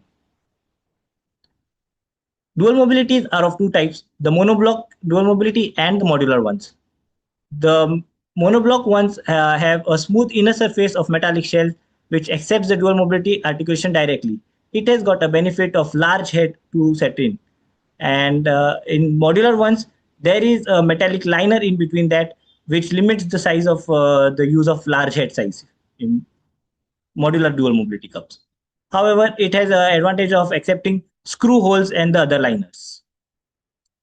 Dual mobilities have got a unique complication with the intraprosthetic dislocation rate. In the earlier generation, it was very high as 2 to 4%. However, the recent studies with the newer generation shows as low as 0 or 0.3%. And that is because the insert designs have changed over the time, which has given a sufficient cover of the head, which increases the jump distance. It has given a protective chamfers in the areas which was likely to be in contact with the femur cone, and it has improved the elasticity of the polyethylene cup. The jump distance is the crux of the dual mobility, as it has improved the stability of the hips, and we can see that the jump distance is in direct relation to the femur head offset, and the modular dual mobility cups, when we increases the size of the cup, the offset size also gets increased, and hence the jump distance in the modular dual mobility cup is not increased. However, in the dual mobility cup, which is the non-modular ones, the offset size is no relation to the offset size has no relation to the size of the cup increase, and hence the jump distance is constant, and it is very high. However, the range of motion, if we see, the range of motion is is larger in the modular dual mobility ones. There are a few concerns with the modular dual mobility liner, and the most important one is the mal seating of the cup. It has to be spot on, and if not, it can lead to corrosion, metal ion release, or it has potential for adverse local tissue reaction. The incidence is in the literature is shown as high as 5%. And also the adverse reaction to the metal debris, when seen by doing the metal ion level tests, it was very high, and it can be leading to metal corrosion or metal corrosions, and which can estimated median incidence of ARDM is 0.3 to 1.1%. So however, till now there is no clinical complication to it. However, we have to be very judicious in the use of modular dual mobility cups. So the indications where we can use this dual mobility in primary total hips are patients with more than 75 years, patients with neuromuscular disorder or cognitive dysfunction, who have failed prior hip surgery, or femur neck fracture, obese, tumors, stiff spines. In short, wherever we want insurance against the dislocation, we can use dual mobility hips. These are few literature which has shown better results in hip dysplasia. It has reduced the postoperative dislocation and got good results, good outcomes in tumor resection, tumor prosthesis, and in stiff spine nowadays. The literature has shown there is a shift towards the dual mobility, as it has got very good outcomes and results. Dual mobility in young and active population, there was a concern as the intraprosthetic dislocation and aseptic losing rate was as high as 2.7 to 4.8% respectively. Hence, in young and active patient, we have to be very cautious while using it. However, an Indian study shows that the survivorship at 5 years in young patient as well, it was 100% without any complications. So in the literature, there were many papers with minimum 5 years outcome of the small term outcomes, which has shown good excellent outcomes at 5 years. However, the concern is when we went through the registries of the American, Australian, as well as the European, all had concluded on a similar lining, that the revision rates for the early revision rates have been increased nowadays, and the use in the reason to which they have shown is the higher risk patients, but where the dual mobility cups are more used, it is because of the femur neck fracture or some loose abductor mechanism, or the neuro cognitive patients are not very smart. So dual mobility cups should it be used in as a routine choice in total hip arthroplasty? So many of the literature is in favor of this. However, we when we see the overall literature, we can say this should be used restricted in the indications what we mentioned before, and also all dual mobility cups are not the same. So the take home message is a proper patient selection. We should try to use monoblock dual mobility cups over the modular ones. We have to avoid mal seating of the dual mobility cups, as it may lead to corrosions. The intraprosthetic dislocation has to be identified properly by buttonholing or the bottle opener effect, and it has to be reduced under general anesthesia after opening. And in young patients, if ever used, we have to monitor the metal ion levels, and always prefer a large non-dual mobility cup over a smaller modular dual mobility cups. Thank you. Thank you, So Dr. great Pratik. presentation, Dr. Pratik. So my Yes. question is, if you're using a dual mobility, can you take liberties with respect to the version, offset, and limb length?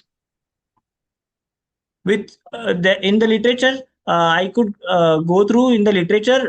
There was a paper which suggested that the dual mobility has got a better outcomes with the version. If we even if we are not in the safe zone, or we are so the version has given us liberty. However, not with the limb length, sir. Limb length is not going to. Okay, and if in a revision situation you are using a dual mobility, suppose the patient is having a bipolar which is unstable and multiple dislocations, now you are revising it. Would you prefer dual mobility or a constraint liner? In which situation would you prefer a constraint liner and why?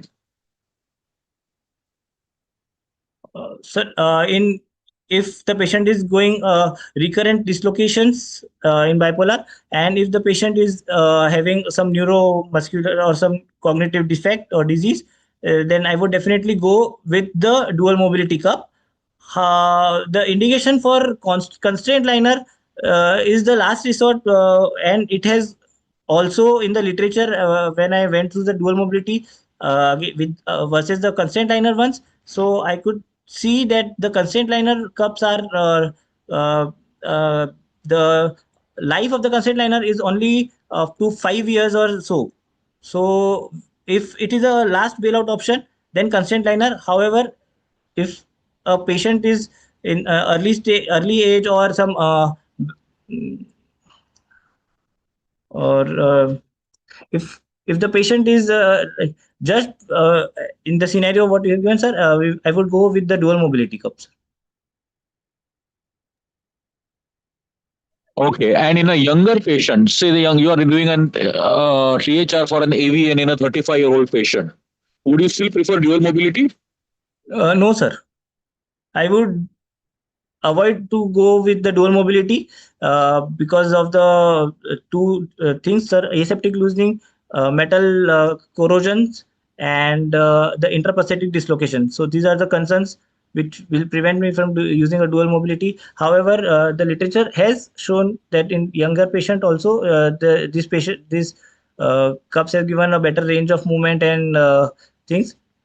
In case if I have to use a dual mobility, I would go with the monoblock dual mobility cup, sir. Otherwise, I would not go with the dual mobility. I would go with the standard large large head size. Yeah, okay, okay. Over to Dr. Mohanty, sir. Pratik, there is a classification which has been described for the biomechanical classification for the dual mobility cups. You didn't mention that. Do you know about it? No, sir. What Sir, is what is spherocentric? What is cylindrospheric? yes, sir. Yes, sir. Yes, sir. I went through that literature. So there are how three do you types. classify? Yeah. There are three types, sir. One is cylindrospheric cup, in which there is a so one is sphere, hemispheric spheric cylindric cup, in which sir, there are three types, sir. I'm not recollecting it totally, but Okay, okay, no. Okay, so there are three varieties basically, yes, sir. modular cylindrospheric, modular spherocentric and monoblock spherocentric. So there are three varieties. Yes, Anyway, sir. what is your second question is what is your indication of dual mobility in revision situation? Revision situation. You told about primary situations only. Yes, sir. So I was restricted to the title, the primary hips. However, in the literature, in revision scenarios, dual mobilities have fared really well. So they would be the implant of choice. Would you use in every revision, in spite of its controversies about dual mobility, all these metal ion, etc.? Would you use in each and every revision, or in specific conditions that okay, it is preferable to use dual mobility? Not in every revision, but in specific scenarios, if the primary was if the indications as the dual mobility because of neuromuscular disorder or cognitive defect or some multiple repeated dislocations, or if there is a weak abductor mechanism, in such scenarios I would use dual mobility. Otherwise I would go with a standard revision. Third thing is that would you advise measuring the iron levels like metal and metal hips in dual mobility hips also? It is strongly suggested in literature to use in younger patients, sir. To check the metal ion levels in younger patient. Younger means how young? Less than below 60 years. Below 60 years. Yes, sir. Okay, above 60 years, you don't need to measure the metal ion levels. Okay, thank you. Thank you. Thank you, sir. Can I come back with the question? Yes, sir. Okay, so a basic question. When you use a dual mobility, which interface moves first, inner or outer? Sir, sir, can you repeat your question, sir? So do both the interfaces move simultaneously or one moves before the other? Sir, one moves before the other, sir. The first one to move is the so the wear will be at the shell and the liner, not at the junction of the head and the liner, sir. The shell and the liner one will be worn out first, sir. I'm not asking for the wear pattern. I'm asking for the biomechanics. Which interface moves first, and then at the when it impinges, the other interface starts moving. So the shell and the liner will first start moving, and once it impinges, then the head liner starts moving, sir. Okay, yeah, thanks. Okay, Dhar sir, any questions? Meanwhile, Dr. Niranjan, you can start sharing your presentation. Thank you, Pratik. Thank you, sir.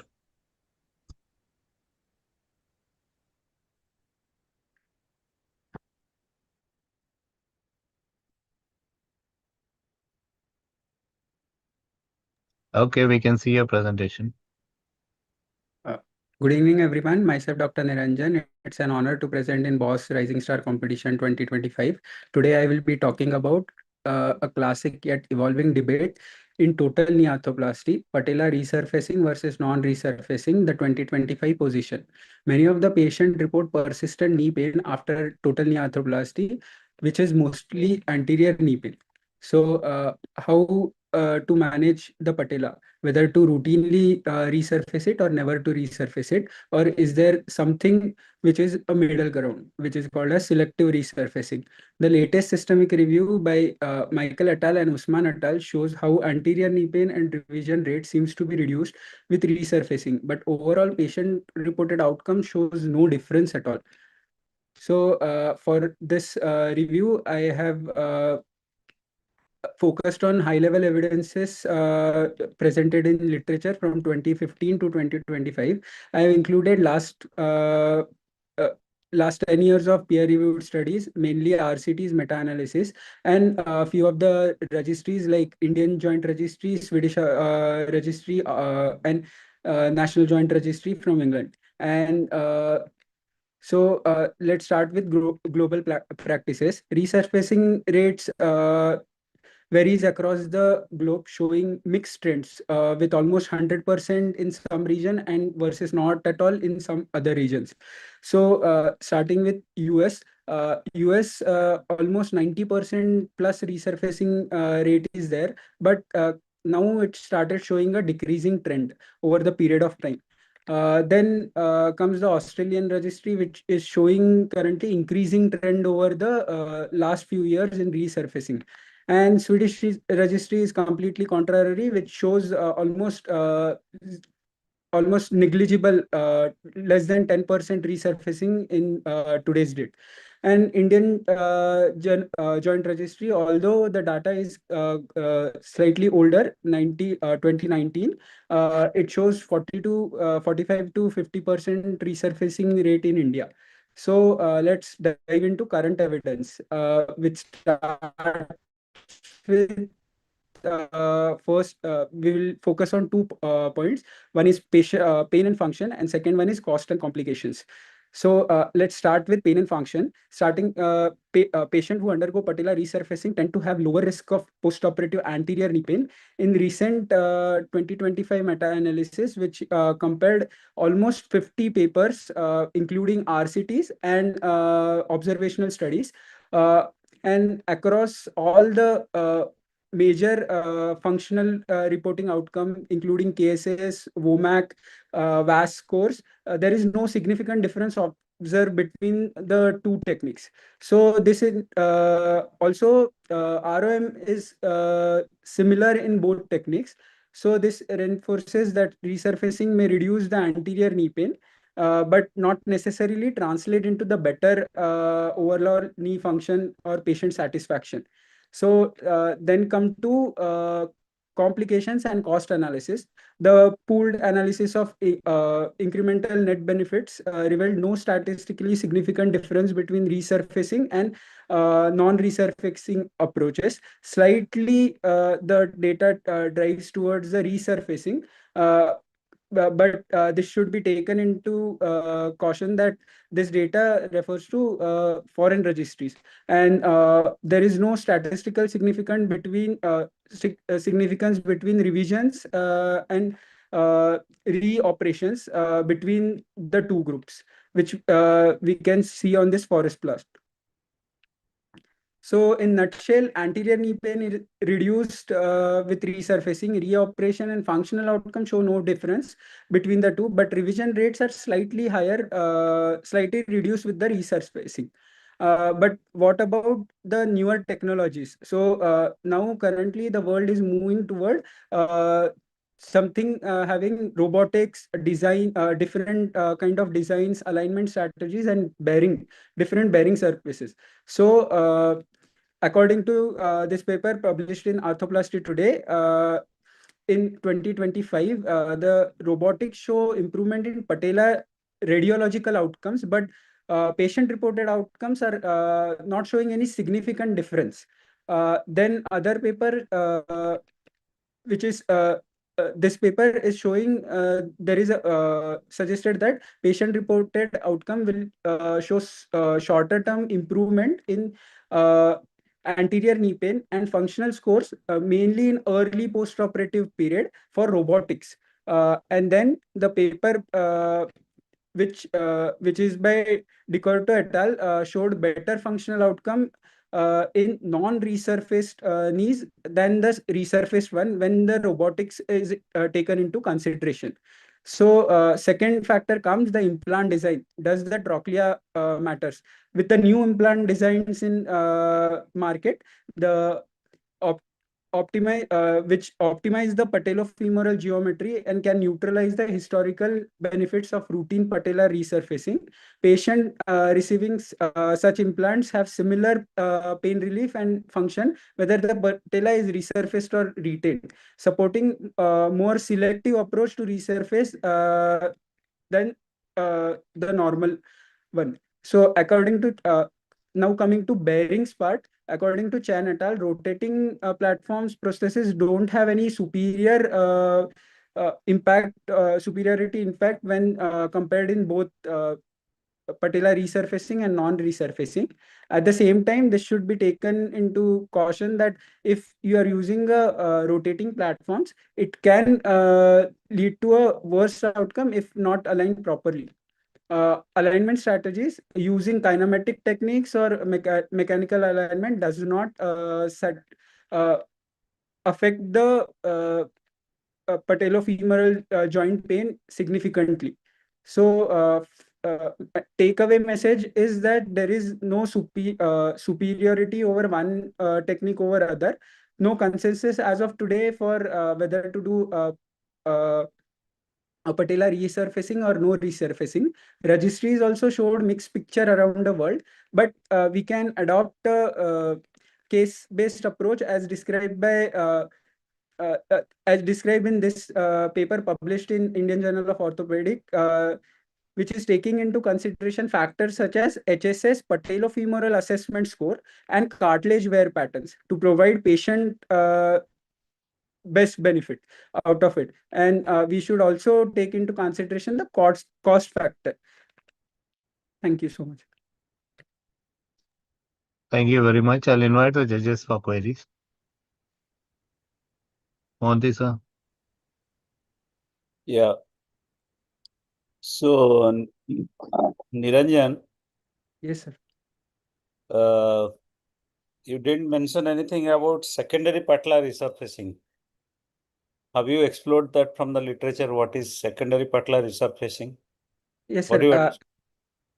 you There are reports which shows that resurfacing done after some time of primary arthroplasty is also there, that are included in reoperations, and those rates were considering the cost effective analysis. The cost was slightly favoring the patella resurfacing. No, what is the rate of secondary patella resurfacing in United States and all over the world right now? And considering that, is it, recommended that you should do patella resurfacing, more of patella resurfacing rather than avoiding patella resurfacing?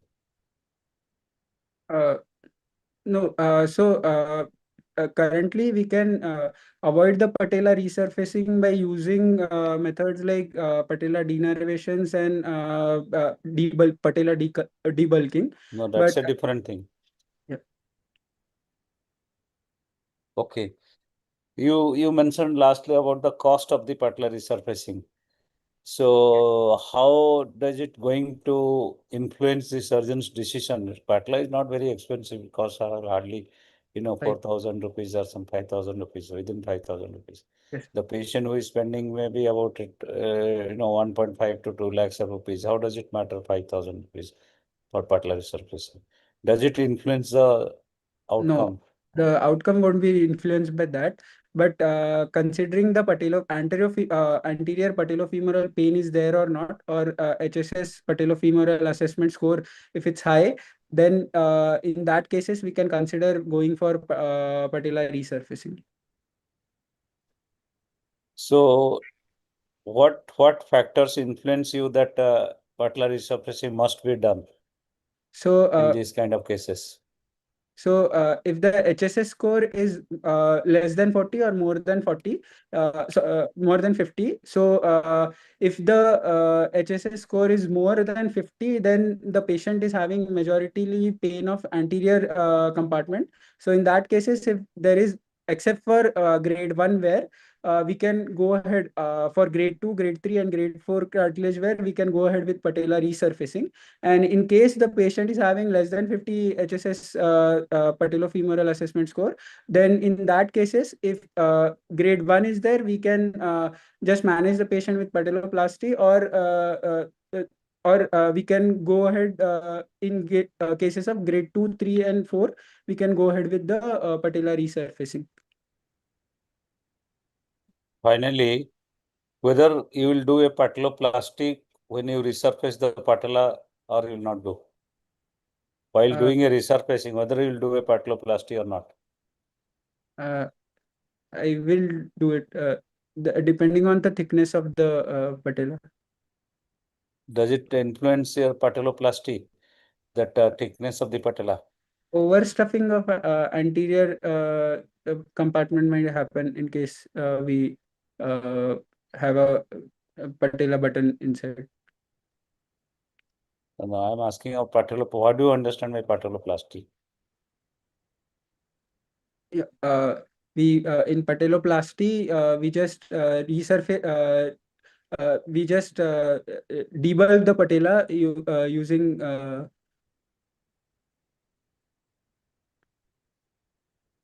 Okay. Thank you. Okay, can I ask a question? Yes, sir. Go ahead. Yeah. Can you describe the pathology of a patellar clunk? So, in majority of literature, it's the nodule which can cause a patella clunk, which is a fibrotic nodule, which may develop after the total knee replacement.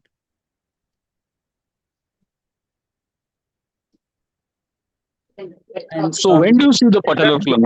Which designs? Do you see it in CR or PS? So PS Whether you see it.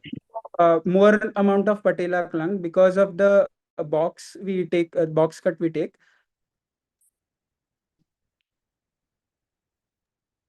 Okay, and another question. Suppose you have a Indian thin elderly patient, say 60-year-old female, 60, 70-year-old female with rheumatoid knee. How will that influence your decision whether to resurface the patella or not? If there is more anterior femoral anterior patellar cartilage where we will go ahead with the patelloplasty, and if there is no wear and patient's anterior knee pain score is also less, we can avoid it. But it's an inflammatory disease, right? The whole joint is involved. Would you do the patella or not? No, we can avoid it by doing just the debulking of the patella. What is the what does the thickness of the patella have to do with your decision?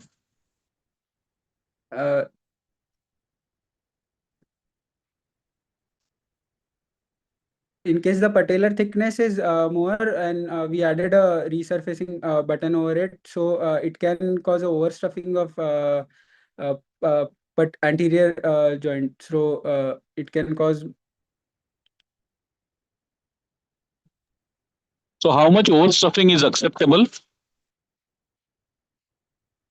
So 9 mm thickness we can consider. No, that's not my question. Suppose the initial thickness of the patella was 23. Can you raise it to 25?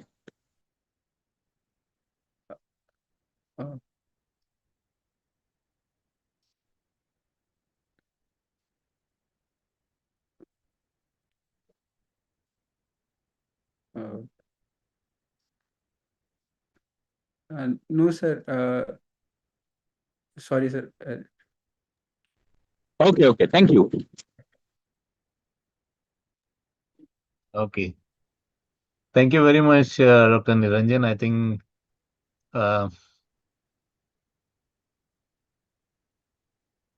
think everybody presented very well, and all the presenters have prepared and done the review of literature very, very well.